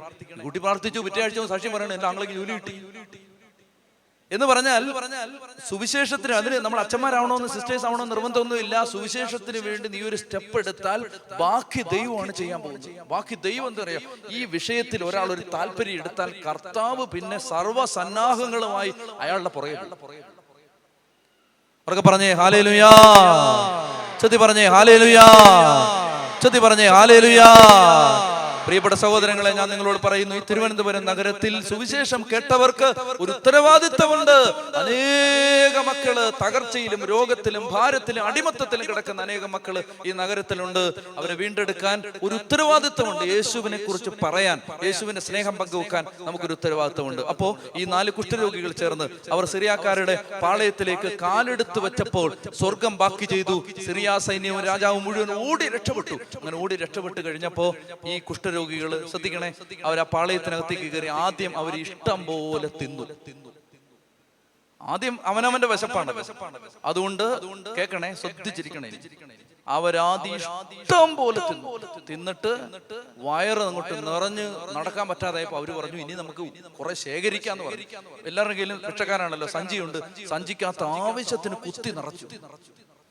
അപ്പൊ അത് കഴിഞ്ഞ് ഇതും പിടിച്ച് നടക്കാൻ വയ്യ. അപ്പൊ പറഞ്ഞു, ഇനി നമുക്ക് കുറെ കൊണ്ട് ഒളിച്ചു വെക്കാന്ന് പറഞ്ഞു. അങ്ങനെ പിന്നെയും കൊടുത്തിട്ട് കുറെ നാളെ ഭക്ഷണം കഴിക്കാത്തവന്റെ ആക്രാന്തമാണിത്. അങ്ങനെ ഇത് എടുത്തോണ്ട് പോയി കുറെ കൊണ്ട് ഒളിച്ചു വെച്ചു. അപ്പൊ ആദ്യം കേൾക്കണേ, ആദ്യം തിന്നു. ആദ്യം അവനവൻ തിന്നു. പിന്നെ സഞ്ചി കേത്താക്കി, പിന്നെ കൊണ്ട് ഒളിച്ചു വെച്ചു. പ്രിയപ്പെട്ടവരെ, കേരളത്തിലെ ക്രിസ്ത്യാനികളുടെ അവസ്ഥ ഇതാണ്. ഔദ്യോഗികവും അനൗദ്യോഗികവുമായി 125ഓളം ധ്യാന കേന്ദ്രങ്ങൾ. കേരളത്തിലെ ക്രിസ്ത്യാനി തിന്നതുപോലെ വചനം ആരും തിന്നിട്ടില്ല. തിന്ന് മതിച്ച് കിടക്കുക. തിന്നു. കേരളത്തിൽ എന്ന പോലെ ലോകത്തൊരു ഭാഗത്തും സുവിശേഷം പ്രഘോഷിക്കപ്പെട്ടിട്ടില്ല. ഇത്രയും മാസീവായ സുവിശേഷ ശുശ്രൂഷകൾ ലോകത്തിന്റെ ഒരു ഭാഗത്ത്, ചില ആഫ്രിക്കൻ രാജ്യങ്ങളിലൊക്കെ ബോംഗെ പോലുള്ള സുവിശേഷകർ പ്രസംഗിച്ചപ്പോ ഉണ്ടായിട്ടുണ്ടോ? അത് ഒഴിച്ചാൽ ഇതുപോലെയുള്ള വലിയ വലിയ ശുശ്രൂഷ, ഇതല്ല, ഇതൊക്കെ കുഞ്ഞു ശുശ്രൂഷകൾ. വലിയ കേരളത്തിൽ നടക്കുന്ന ശുശ്രൂഷകൾ പോലെയുള്ള ശുശ്രൂഷകൾ ലോകത്തൊരു ഭാഗത്തും ഇല്ല. കേട്ടോണം, കേരളത്തിൽ മലയാളി കേട്ടതുപോലെ സുവിശേഷം ലോകത്താരും കേട്ടിട്ടുമില്ല. തിന്ന് ഇപ്പൊ നമുക്ക് ചെടിക്കുക. ഇപ്പൊ ആർക്കും വേണ്ട. ഈ കേട്ട് മടുത്ത് ഛർദിക്കാറായി. അപ്പൊ ആദ്യം അങ്ങ് തിന്നു കുമ്പയെല്ലാം നിറഞ്ഞു കഴിഞ്ഞപ്പോ പിന്നെ സഞ്ചിക്കാത്താക്കി. പിന്നെ അങ്ങ് എഴുത്ത് എല്ലാ ധ്യാനത്തിനും എഴുതി എല്ലാം സഞ്ചിക്കാത്താക്കി. ഇവിടെ 5 ദിവസം ഇഷ്ടം പോലെ എഴുതി അങ്ങ് സഞ്ചിക്കാത്താക്കി. എന്നിട്ട് കൊണ്ടുപോയി പാത്തു വെച്ചു. എന്റെ ചോദ്യം ഇതാണ്, എന്റെ കുഞ്ഞെ, ഒരാത്മാവ് രക്ഷപ്പെട്ടു. ഇഷ്ടം പോലെ തിന്നു, ഇഷ്ടം പോലെ ശേഖരിച്ചു, പിന്നെല്ലാം കൊണ്ട് ഒളിച്ചു വെച്ചു. പ്രിയപ്പെട്ട സഹോദരങ്ങളെ, ഇത് ചെയ്തു കഴിഞ്ഞപ്പോൾ കേൾക്കണേ, ഇത് ചെയ്തു കഴിഞ്ഞപ്പോ കുഷ്ഠരോഗികൾ തമ്മിൽ പരസ്പരം പറഞ്ഞു, നാം ചെയ്യുന്നത് ശരിയല്ല. ഉറക്കെ പറഞ്ഞേ, നാം ചെയ്യുന്നത് ശരിയല്ല. ഉറക്കെ പറയണേ, ഇന്നത്തെ മുദ്രാവാക്യം അതാണ്, നാം ചെയ്യുന്നത് ശരിയല്ല. പറ, ഇങ്ങനൊന്നും പറഞ്ഞാ പോരാ, നല്ല ഉറക്കെ പറയണം. നാം ചെയ്യുന്നത് ശരിയല്ല. മുദ്രാവാക്യം വിളിക്കണം. മുദ്രാവാക്യം. നാം ചെയ്യുന്നത് ശരിയല്ല, നാം ചെയ്യുന്നത് ശരിയല്ല. ഒന്നുകൂടെ പറ, കുറച്ച് നാളോട് വരട്ടെ. നാം ചെയ്യുന്നത് ശരിയല്ല. കുഷ്ഠരോഗികൾ പറഞ്ഞു നാം ചെയ്യുന്നത് ശരിയല്ല, നമ്മൾ ചെയ്യുന്നത് ശരിയല്ല. ഇന്ന് സദ്വാർത്തയുടെ ദിവസമാണ്. വായിച്ചാൽ മതി വീട്ടിൽ ചെന്നിട്ട്. ഇന്ന് സദ്വാർത്തയുടെ ദിവസമാണ്. ഇതറിഞ്ഞിട്ട് നമ്മൾ മിണ്ടാതിരുന്നാൽ ശിക്ഷ അനുഭവിക്കേണ്ടി വരും. എനിക്ക് ഈ ധ്യാനം തീരുമ്പോ എന്നോടും നിങ്ങളോടും പറയാനുള്ളത്, ഇതറിഞ്ഞവരായ നമ്മൾ മിണ്ടാതിരുന്നാൽ ശിക്ഷ അനുഭവിക്കേണ്ടി വരും. ഇതറിഞ്ഞവരായ നമ്മൾ മിണ്ടാതിരുന്നാൽ ശിക്ഷ അനുഭവിക്കേണ്ടി വരും. പ്രിയപ്പെട്ട സഹോദരങ്ങളെ, ഏതെല്ലാം വിധത്തിൽ കർത്താവിന്റെ വചനം പ്രഘോഷിക്കാനുള്ള സാധ്യതകൾ ഈ ലോകത്തിൽ നിന്ന് ഉണ്ടായിരിക്കെ അതൊന്നും പ്രയോജനപ്പെടുത്താതെ തിന്ന് തിന്ന് തിന്ന് തിന്ന് തിന്ന് നമ്മൾ കിടക്കുമ്പോ നാം മിണ്ടാതിരുന്നാൽ ശിക്ഷ അനുഭവിക്കേണ്ടി വരും. ഞാൻ ഒത്തിരി സമയം എടുത്ത് ഉദാഹരണങ്ങളിലേക്ക് പോകുന്നില്ല. നിങ്ങളുടെ ഹൃദയത്തിനകത്ത് ഇവാഞ്ചലൈസേഷന് വേണ്ടി ഒരു ദാഹം കത്തണം. കർത്താവിന്റെ ആത്മാവ് ഹൃദയങ്ങളെ കത്തിജ്വലിപ്പിച്ച് കർത്താവിന് വേണ്ടി ഇറങ്ങാൻ പ്രിയപ്പെട്ട സഹോദരങ്ങൾ, അനേകായിരങ്ങളെ രക്ഷപ്പെടുത്താനുള്ള ഒരു ദാഹം ഹൃദയത്തിൽ നിറഞ്ഞ് ഈ നഗരത്തിൽ യേശുവിന്റെ സ്നേഹം പങ്കുവെക്കപ്പെടണം. ഈ നഗരത്തോട് നമുക്കൊരു ബാധ്യതയുണ്ട്, ഉത്തരവാദിത്വമുണ്ട്. കർത്താവ് അതിനാണ് ഈ കാലഘട്ടത്തിൽ നമ്മളെ ഇവിടെ ജീവിപ്പിച്ചിരിക്കുന്നത്. ഉച്ചത്തി പറഞ്ഞേ ഹല്ലേലൂയാ, ഉച്ചത്തി പറഞ്ഞേ ഹല്ലേലൂയാ, ഉറക്കെ പറഞ്ഞേ ഹല്ലേലൂയാ. ഇനി പ്രിയപ്പെട്ട സഹോദരങ്ങളെ, ഒറ്റ കാര്യയോടെ പറഞ്ഞ ഇന്നത്തെ ശുശ്രൂഷ തീരെ നമ്മൾ ആരാധനയിലേക്ക് കയറാം. അതായത് ഈശോ ഒരു തളർവാദ രോഗിയെ സൗഖ്യപ്പെടുത്തുന്ന സംഭവം വേദപുസ്തകത്തിലുണ്ട്. അറിയാം, ആ ഭാഗത്തേക്ക് പോകണ്ട, കേട്ടാ മതി. 4 പേര് ചേർന്ന് കട്ടിലോടുകൂടി ഒരു തളർവാദ രോഗി എടുത്തുകൊണ്ട് വന്ന് കൂര പൊളിച്ചിറക്കിയ സംഭവം ഓർക്കുന്നുണ്ടോ? ഇഷ്ടംപോലെ തിന്നതല്ലേ, ഓർക്കുന്നുണ്ടാവും? ഉണ്ടോ? ഉണ്ട്, ഉണ്ട്. കേക്ക്. അപ്പോ ഈശോ മിശിഹ പ്രസംഗിച്ചുകൊണ്ടിരിക്കുന്ന സ്ഥലത്ത് ഒരു തളർവാദ രോഗിയെ കൊണ്ടുവന്നു. കേൾക്കുമ്പോ ഭയങ്കര രസമുണ്ട്, എളുപ്പമുണ്ട്. എന്ത് രസമാണ് കേൾക്കാൻ. ഒരു കട്ടിലെടുത്ത് ഇങ്ങനെ കൊണ്ടുവന്നു. കേട്ടോണം, ഇതിന്റെ പിന്നിൽ ശ്രമകരമായ ഒരു അധ്വാനം നടന്നിട്ടുണ്ട്. 4 പേര് ചേർന്ന് ഒരു വീട്ടിലേക്ക് കയറി ചെന്നു. വീട്ടിൽ 20 കൊല്ലമായിട്ട് തളർന്നു കിടക്കുന്ന ഒരുത്തൻ അവിടെ രോഗിയായിട്ട് കിടക്കുന്നു. ആ വീട്ടിലേക്ക് കയറി ചെന്നിട്ട് 4 പേര് കയറി ചെല്ലുമ്പോ വീട്ടിലെ ചേച്ചി ചോദിച്ചു, അയ്യോ ആരാ, മനസ്സിലായില്ല, ചേട്ടന്മാരെ പരിചയമില്ലല്ലോ. അപ്പൊ അവര് പറഞ്ഞു, അതെ, നോട്ടീസും ട്രാക്റ്റും ഒക്കെ അടിച്ചാൽ വന്നിരിക്കുന്നത്. പള്ളിപ്പെരുന്നാളിന്റെ നോട്ടീസൊക്കെ ഉണ്ട്, കൺവെൻഷന്റെ നോട്ടീസ് ഉണ്ട്. അവരിത് കൊടുത്തിട്ട് പറഞ്ഞു, അതെ, കേൾക്കുന്നുണ്ടോ? അതെ, യേശു എന്ന് പറഞ്ഞ ഒരാള് കൺവെൻഷന് വരുന്നുണ്ട് ഇവിടെ പ്രതിവീട്ടി. നിങ്ങളെ വിളിക്കാൻ വന്ന. അപ്പൊ അവര് ചോദിച്ചു, നിങ്ങൾ എവിടുന്ന് വരുവാ? ഞങ്ങൾ പള്ളിയിൽ നിന്ന് വരുവാന്ന് പറഞ്ഞു. അപ്പൊ ആ സ്ത്രീ പറഞ്ഞു, വന്നിരുന്നോണ്ട് എഴുന്നേപ്പിച്ച് വിടുന്നില്ലെന്ന് പറഞ്ഞു. ഇരുന്നോണ്ട് എഴുന്നേപ്പിച്ച് വിടുന്നില്ല. കാരണം 20 കൊല്ലായി ഇവനിവിടെ തളർന്നു കിടക്കാൻ തുടങ്ങി. ഒറ്റ പള്ളിക്കാരനെ ഇങ്ങോട്ട് കണ്ടിട്ടില്ല. ഇപ്പൊ നിങ്ങൾ കൺവെൻഷൻ വിളിക്കാൻ വന്നില്ല. ചേട്ടന്മാരൊന്നും വിചാരിക്കരുത്, സങ്കടം കൊണ്ട് പറയാണ്. അതുകൊണ്ട് പെട്ടെന്ന് വിട്ടോളാം. 10-20 കൊല്ലമായിട്ട് ഒരുത്തന്നെ ഇവിടെ തളർന്ന് കിടക്ക് വന്നേ. അന്നേരം കണ്ടില്ലല്ലോ ആരെയും. നോട്ടീസൊക്കെ അടിച്ചോണ്ട് വന്നിരിക്കുന്നു. പോകണം. പ്രിയപ്പെട്ട സഹോദരങ്ങളെ, സുവിശേഷക എഴുന്നേറ്റ് പോകരുത്, അവിടെ ഇരിക്കണം. അപ്പൊ ഇതിനകത്ത് ദേഷ്യമുള്ളവരുണ്ട്, BP കൂടിയവരുണ്ട്, ഡയബറ്റിക്കാരുണ്ട്. അപ്പൊ അവർക്ക് ഇങ്ങനെ ചൊറിഞ്ഞു വരുത് കേൾക്കുമ്പോ അപ്പൊ കൂട്ടത്തിൽ ബോധമുള്ളതും പറയും, അതെ ഒന്നും പറയരുത്, അവരുടെ പ്രയാസം അത്. അങ്ങനെ പ്രയാസമുള്ള ഒത്തിരി പേര് ഈ സഭയ്ക്കകത്തുണ്ട്. അത് അവരുടെ പ്രയാസം. അതുകൊണ്ട് ഒന്നും മിണ്ടരുത്, അത് കേട്ടോണം. അത് കേൾക്കാൻ നമുക്ക് വിധിക്കപ്പെട്ടവരാ, മിണ്ടരുത്, കേട്ടോണം. അങ്ങനെ കേട്ടിട്ട് പറഞ്ഞു, ചേച്ചിയുടെ സങ്കടമാണ് അറിയാം, ചേച്ചി ഒരു 5 മിനിറ്റ് തരുമോ? കേൾക്കണേ മക്കളെ, ഇങ്ങോട്ട് നോക്കണേ, ഒരു 5 മിനിറ്റ്. അപ്പൊ ചേച്ചി പറഞ്ഞു, എന്റെ മുന്നേ ചേട്ടാ, സങ്കടം കൊണ്ട് പറഞ്ഞതാ, ദണ്ണം കൊണ്ട് പറഞ്ഞതാ, ഒറ്റ മനുഷ്യൻ തിരിഞ്ഞു നോക്കാനില്ല. ഞാൻ ഈ പെടാപ്പാട് മുഴുവൻ കിടന്ന് അനുഭവിക്കേണ്ടത് ഞാനാണ്. ഞാൻ ഒറ്റയ്ക്ക് എന്നെ ചെയ്യാൻ പറ്റും? എന്നെ ആരെങ്കിലും ഒന്ന് സഹായിക്കണ്ടേ? അപ്പൊ ഈ ചേട്ടൻ പറഞ്ഞു, ചേച്ചി എല്ലാം മനസ്സിലാവും, ഞാനൊരു കാര്യം പറഞ്ഞോട്ടെ, ഒരു 5 മിനിറ്റ്. എന്നെ അറിയാവോ, എന്നെ പരിചയമുണ്ടോ? അപ്പൊ പറഞ്ഞു, ഈ 4 പേര് 3 പേരെ എവിടെയോ കണ്ടിട്ടുണ്ട്, ചേട്ടനെ മാത്രമേ ഉള്ളൂ കാണാത്തത്. അപ്പൊ ഈ ആദ്യത്തെ ആള് പറഞ്ഞു, ഞാൻ 38 കൊല്ലമായിട്ട് ബെത്സേദാ കുളത്തിന്റെ കരയിൽ തളർന്നു കിടന്നവനാണ്. അയ്യോ, തളർന്നു കിടന്നവനാ, എങ്ങനെ ഇപ്പം എഴുന്നേറ്റ് നടന്നു വരുന്നു?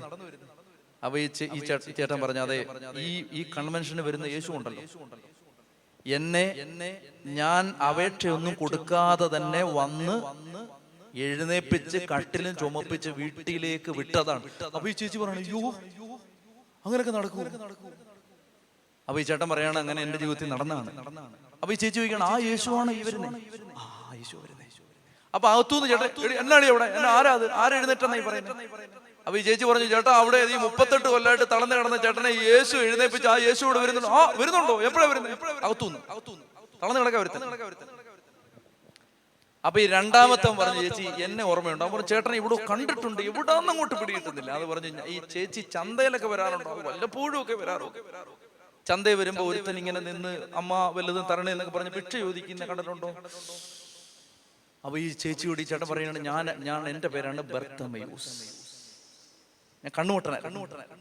ഞാനിങ്ങനെ പോകുമ്പോ ഈ യേശു, ഈ കൺവെൻഷൻ യേശു ഉണ്ടല്ലോ, ആ യേശു ഇങ്ങനെ നടന്നു പോകുമ്പോ ഞാനിങ്ങനെ വിളിച്ചു പറഞ്ഞു, യേശുവേ കാഴ്ച തരണേ. അങ്ങനെ എനിക്ക് കാഴ്ച കിട്ടിയതാണ്. രണ്ടാമത്തവൻ അവന്റെ ടെസ്റ്റിമണി പറഞ്ഞു. 3-4 കൊണ്ട് നമുക്ക് തൽക്കാലം ഇത്രയും മതി. അങ്ങനെ 4 പേരും അവരുടെ സാക്ഷ്യം പറഞ്ഞു. കേൾക്കണേ പ്രിയപ്പെട്ട സഹോദരങ്ങളെ, എനിക്ക് നിങ്ങളോട് പറയാനുള്ളത്, യേശുവിലേക്ക് മനുഷ്യർ ആകർഷിക്കപ്പെടുന്നത് വാൾമുന അവരുടെ കഴുത്തിൽ വെക്കുമ്പോഴല്ല. നിനക്ക് പറയാൻ ഒരു എക്സ്പീരിയൻസ് ഉണ്ടാവണം. ആ എക്സ്പീരിയൻസ് ആണ് പരിശുദ്ധാത്മാവ് തരുന്നത്. ഇന്ന് എന്തുകൊണ്ട് യേശുവിനെ പ്രഘോഷിക്കുന്നില്ല എന്ന് ചോദിച്ചാൽ, യേശു നമുക്ക് ചെയ്തു തന്നതിനെ കുറിച്ച് നമുക്കൊരു അനുഭവമൊന്നുമില്ല. പറയാൻ നിനക്ക് എന്തെങ്കിലും ഉണ്ടാവണം. യേശു എന്റെ ജീവിതത്തിൽ ഇത് ചെയ്തതാണ്. എന്റെ ജീവിതം തകർന്നു കിടന്ന എന്റെ ജീവിതത്തെ ഈ യേശു എഴുന്നേൽപ്പിച്ച് രക്ഷപ്പെടുത്തിയതാണ്.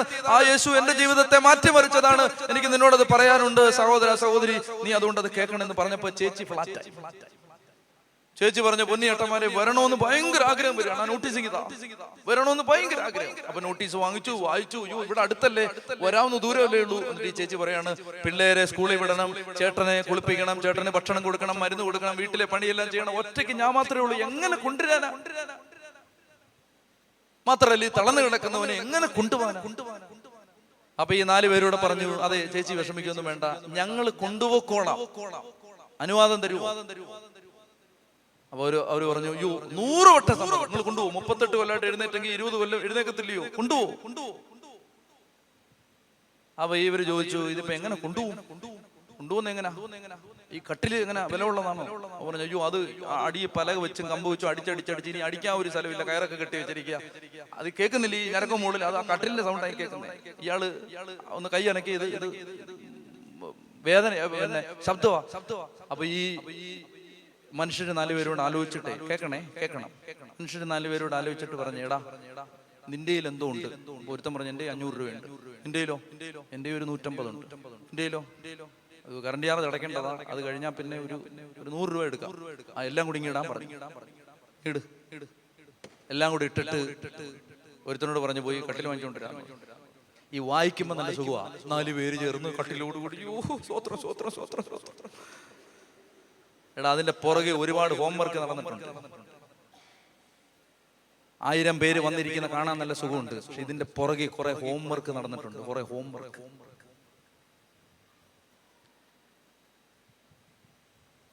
4 പേര് ഒരുത്തം പോയി കട്ടിലും വാങ്ങിച്ച് ചുമന്നുകൊണ്ട് വന്നു. ചുമന്ന് കഷ്ടപ്പെട്ട് വരികയും നട്ടട വെയിലത്ത് ഇവൻ ഇത് ചുമന്നുകൊണ്ട് വന്ന് കട്ടില് മുറ്റത്തിട്ടിട്ട് ഈ ചേട്ടനെ പിടിക്കുമ്പോ ആദ്യം തെറി വിളിക്കുന്ന ആരെന്നറിയാമോ? ആരെയാണോ പിടിക്കുന്ന ആ ചേട്ടൻ. സുവിശേഷ വേല ചെയ്തിട്ടുള്ളവർക്ക് അത് വ്യക്തമായിട്ട് അറിയാൻ പറ്റും. നീ ആരെയാണോ ആദ്യം ഒന്ന് പൊക്കിയെടുത്ത് സഹായം, അവനാണ് നിന്നെ ആദ്യം തെറി വിളിക്കുന്നത്.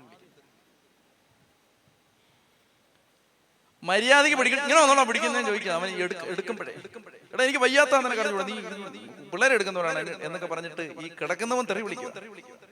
ഇതെല്ലാം കേട്ട് അവന്റെ തെറിവിളിയും കേട്ട് അവനെ പിടിച്ച് ഈ കട്ടിലയിലോട്ട് കിടത്തിയിട്ട്, കേൾക്കണേ, സുവിശേഷ വില ചെയ്യാൻ ആഗ്രഹമുള്ളവരെല്ലാം കേട്ടോണം. എന്നിട്ട് 4 പേരോട് ചേർന്ന് പൊക്കി. കേട്ടോണേ, 4 പേർക്കും ഒരേ നീളമാണെങ്കിൽ കുഴപ്പമില്ല, ഇല്ലേ മേളിൽ കിടക്കുന്നവും വീഴും. 4 പേർക്കും ഒരേ നീളമാണെങ്കിൽ ചുമക്കുമ്പോൾ യാതൊരു പ്രശ്നമില്ല, അല്ലെ മേളിൽ കിടക്കുന്നതും വീഴും. അങ്ങനെ വീണ് മരിച്ച അനേകം ഹതഭാഗ്യർ സഭയിലുണ്ട്. പിടിക്കുന്നവർക്ക് പല നീളമായി പോയോണ്ട് വീണ് മരിച്ച ദൗർഭാഗ്യവാന്മാർ. 4-ന് 4 നീളമായിരിക്കും. നീളമുള്ളതും കുനിയണം, നീളമില്ലാത്തതും കൈപൊക്കി പിടിക്കണം. എന്നിട്ട് ഒരേ ലെവലാക്കണം. നിനക്ക് കാശ് ഇത്തിരി കൂടുതലായിരിക്കും, പക്ഷെ ഈ വേലക്ക് ഇറങ്ങുമ്പോൾ നീ ഇത്തിരി താഴണം. നിനക്കൊന്നും ഇല്ലാത്തവനായിരിക്കും. എടാ നീ ഒന്ന് ഉയർന്നു വരാൻ ശ്രമിക്കണം. എന്നിട്ട് 4 പേരും കൂടി എടുത്ത്, ഞാൻ പെട്ടെന്ന് അവസാനിപ്പിക്കാം, ആ വീട്ടിലേക്ക് കൊണ്ടുചെന്നു. കേട്ടോണേ, ഇനിയാണ് നമ്മുടെ തനി സ്വഭാവം. കൊണ്ടു ചെന്ന് കഴിഞ്ഞപ്പോൾ അവിടെ ഭയങ്കര വർഷിപ്പ് നടക്കുകയാണ്. Hallelujah hallelujah hallelujah hallelujah hallelujah hallelujah. ഇടത്തോട്ട് താളത്തിൽ ചവിട്ടി, വലത്തോട്ട് ചവിട്ടി, തുള്ളിച്ചാടി ഹല്ലേലൂയ. ഭയങ്കര വർഷിപ്പ് നടക്കുകയാണ്. ഞാൻ അതിനൊന്നും എതിരല്ല, അതൊക്കെ നല്ലതാണ്. വർഷിപ്പ് നടന്നുകൊണ്ടിരിക്കുകയാണ്. അപ്പോഴാണ് ഒരുത്തനെ എടുത്തുകൊണ്ട് വരുന്നത്. ഇവിടുന്ന് അങ്ങോട്ട് ഒരുത്തനെ എടുത്തുകൊണ്ട് വരികയാണ്. ഭയങ്കര വെയിലത്തേക്ക്. അപ്പൊ മേളിൽ കിടന്ന് പറയണോ, വെയിലടിക്കുന്നതാ, എന്നെ ചെയ്യാൻ അവരുടെ കുട പിടിപ്പിച്ച കട്ടിലില്ല ചേട്ടാ, ഒരു രക്ഷയില്ല. ഇങ്ങനെ കൊണ്ടുവന്നപ്പോ ഈ വീടിനകത്താണ്, ഈ കൺവെൻഷൻ നടക്കുന്ന വീടിനകത്താണ്.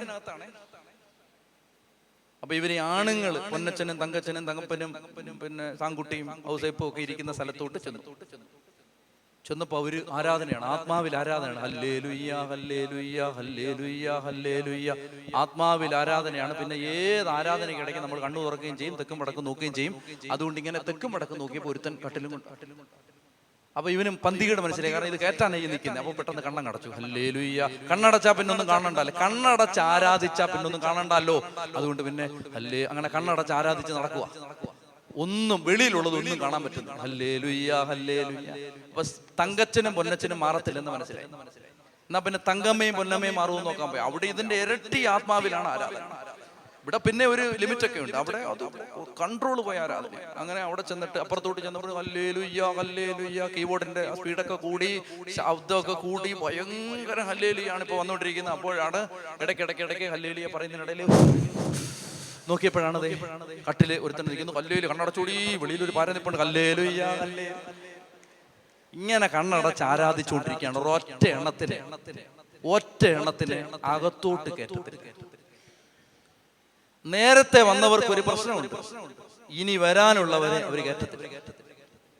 ഏതെങ്കിലും ഒരു ഗതികെട്ടവും പോയി സുവിശേഷം പറഞ്ഞ് കാല് പിടിച്ച് കഷ്ടപ്പെട്ട് ധ്യാനകേന്ദ്രത്തിൽ കൊണ്ടുപോയി ധ്യാനം കൂടി ഒരുത്തനെ കൊണ്ടുവരുമ്പോ 54 കമ്മിറ്റി കൂടിയാലേ നമുക്ക് ഇവനെ കയറ്റാൻ പറ്റൂ. മനസ്സിലായോ? കമ്മിറ്റി കൂടുന്ന കയറ്റാനല്ല, ഇവനെ എങ്ങനെ ഏത് കാരണം കൊണ്ട് കയറ്റാതിരിക്കാം, അതിനാ കമ്മിറ്റി. പ്രിയപ്പെട്ട സഹോദരങ്ങളെ, നമ്മൾ ചിന്തിക്കേണ്ട വിഷയങ്ങളാണ് ഇതൊക്കെ. അങ്ങനെ കയറ്റാതെ വെളിയിൽ നിർത്തിയേക്കുക. ഈ ചുമന്നുകൊണ്ട് വന്നവന്മാർ ഒരുപാട് കരഞ്ഞു. അവനറിയാം ഇത് പെട്ട പാടെ രാവിലെ ഇറങ്ങി. ഈ ചുമന്നുകൊണ്ട് ഒരുപാട് വെയിൽ കൊണ്ട് കയ്യിലിരുന്ന കാശും പോയി ചുമന്നുകൊണ്ട് വന്നാണ്. അപ്പോൾ ഒറ്റയാണ് നേരത്തെ കയറിയവന്മാർ കയറ്റത്. ഈ മലയാളിക്ക് ഒരുപാട് ദുസ്വഭാവങ്ങളുണ്ട്, ഒരുപാടുണ്ട്. നമുക്ക് പറയാൻ നേരമില്ല. ഒരു ദുസ്വഭാവം ഞാൻ പറയാം. അതായത് നമ്മൾ ബസ് സ്റ്റോപ്പിൽ നിൽക്കുകയാണ് ബസ് കയറാൻ വേണ്ടി. അപ്പോൾ ബസ്സൊക്കെ ചീറിപ്പഞ്ഞു, ആരെ കൊല്ലാൻ പോവാടാ, നിനക്കെന്താ പോയിട്ട് അവിടെ ശവടക്കം നടത്താണ് എന്നൊക്കെ പറഞ്ഞിട്ട് ചിത്തറി വിളിച്ചു ഓരോ സൂപ്പർ ഫാസ്റ്റായിട്ട് ഇങ്ങനെ പോയിക്കൊണ്ടിരിക്കുക. അപ്പോഴാണ് ഒരു വണ്ടി വന്നിട്ട് നിർത്തിയ ദൈവമേ പ്രാർത്ഥന കേട്ടു, യുദാശ്രീയുടെ പ്രാർത്ഥന അച്ചട്ട നിർത്തി എന്ന് പറഞ്ഞുകൊണ്ട് നമ്മളങ്ങ് കയറുകയാണ്. ഇനി കയറിക്കഴിഞ്ഞാൽ പിന്നെ നമ്മുടെ പ്രാർത്ഥനയല്ല. ഇനി ഇത് ഒരു സ്റ്റോപ്പിൽ, അതിന് സ്റ്റോപ്പ് ഉള്ളിടത്ത് പോലും ഇനി ഏതെങ്കിലും ഒരു സ്റ്റോപ്പിൽ അവൻ നിർത്തി കഴിഞ്ഞാൽ പിന്നെ നമ്മളെന്നാ പറയുന്നത്, ഓ ഇവനൊക്കെ ഒച്ചഴയുന്നു, ടിക്കറ്റ് എടുത്തില്ലയോ, നാട്ടുകാരെ മുഴുവൻ വീട്ടിൽ നിന്ന് വിളിച്ചിറക്കിക്കൊണ്ട് കേട്ടടാ എന്നൊക്കെ നമ്മൾ പറയും. എടാ, അങ്ങനെ ഒരു സ്റ്റോപ്പിൽ നിർത്തിയോണ്ടാണ് നീ കയറിയത്. മനസ്സിലായോ? നീ ഇതിനകത്ത് കയറിയത് എങ്ങനെയാ? ഇതുപോലെ ഒരു സ്റ്റോപ്പിൽ നിർത്തിയോണ്ടാ. കയറിക്കഴിഞ്ഞാൽ പിന്നെ ഒരുത്തനെയും കയറ്റരുത്. കയറിക്കഴിഞ്ഞാൽ പിന്നെ ഒരുത്തനെയും കയറ്റരുത്. അങ്ങനെ ആയി. ഉറക്കെ പറ ഹല്ലേലൂയാ.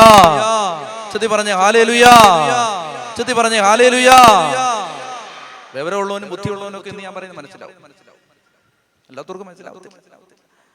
കയറിക്കഴിഞ്ഞാൽ പിന്നെ കയറ്റാൻ പാടില്ല. അങ്ങനെ പ്രിയപ്പെട്ട സഹോദരങ്ങളെ, അങ്ങനെ ഇവര് വിഷമിച്ച് നിൽക്കുന്ന സമയത്ത് കേൾക്കണേ, ഈ തളർവാദ രോഗി ഉണ്ടല്ലോ, അയാൾ അതിനകത്ത് സീനിയർ, അയാൾ എന്റെ ഗ്രൂപ്പിന്റെ ലീഡർ. അയാൾ പറഞ്ഞു, എന്റെ ഈ വീട്ടുകാരന്റെ ഫോൺ നമ്പർ ഉണ്ടെന്ന്. ഞാൻ ഒന്ന് വിളിച്ചു നോക്കട്ടെ. ഫോൺ എടുത്ത് വിളിച്ചു. നമുക്ക് ഒരു ഗുണമുള്ളത്, ഏത് ആരാധനക്കിടയ്ക്ക് നമ്മൾ ഫോൺ എടുക്കും. ഒരു ഗുണമുണ്ടല്ലോ. അതുകൊണ്ട് ഈ വീട്ടുകാരൻ ഫോണങ്ങ് എടുത്തു. അപ്പോഴേ ഇങ്ങനെ ഇടയ്ക്കിടയ്ക്ക് മെസ്സേജ് ഒക്കെ നോക്കി, വാട്സാപ്പ് ഒക്കെ മറുപടി അയച്ചോണ്ട് ആരാധന. അപ്പൊ ഇങ്ങനെ ആരാധനക്കിടയ്ക്ക് നോക്കിയപ്പോൾ അത്യാവശ്യമാണെന്ന് തോന്നുന്നു. നോക്കിയപ്പോ ഫോണും വെച്ച് വെളിയിലോട്ട് ഇറങ്ങി. എന്നെ വിളിച്ച്. അപ്പൊ അയാൾ പറഞ്ഞു, അതെ, ഈ രാവിലെ മുതൽ കഷ്ടപ്പെട്ട ഒരുത്തനെ കൊണ്ടുവന്ന ഒറ്റയാണ് അകത്തോട്ട് കയറ്റുന്നില്ല, എന്നാ ഇപ്പൊ വഴി? അപ്പൊ ഈ ആള് പറഞ്ഞു, ഒരു വഴിയുണ്ടെന്ന്. ഒരു വഴിയേ ഉള്ളൂ. ആ വഴി പറഞ്ഞ് ഇത്രയും സാഹസമാണ്. ഈ കൂര മേഞ്ഞത് 2 ദിവസമേ ഉള്ളൂ. ഈ കൂര മേഞ്ഞിട്ട്, പക്ഷെ കൂര അല്ലല്ലോ വലുത്, സുവിശേഷം അല്ലേ വലുത്.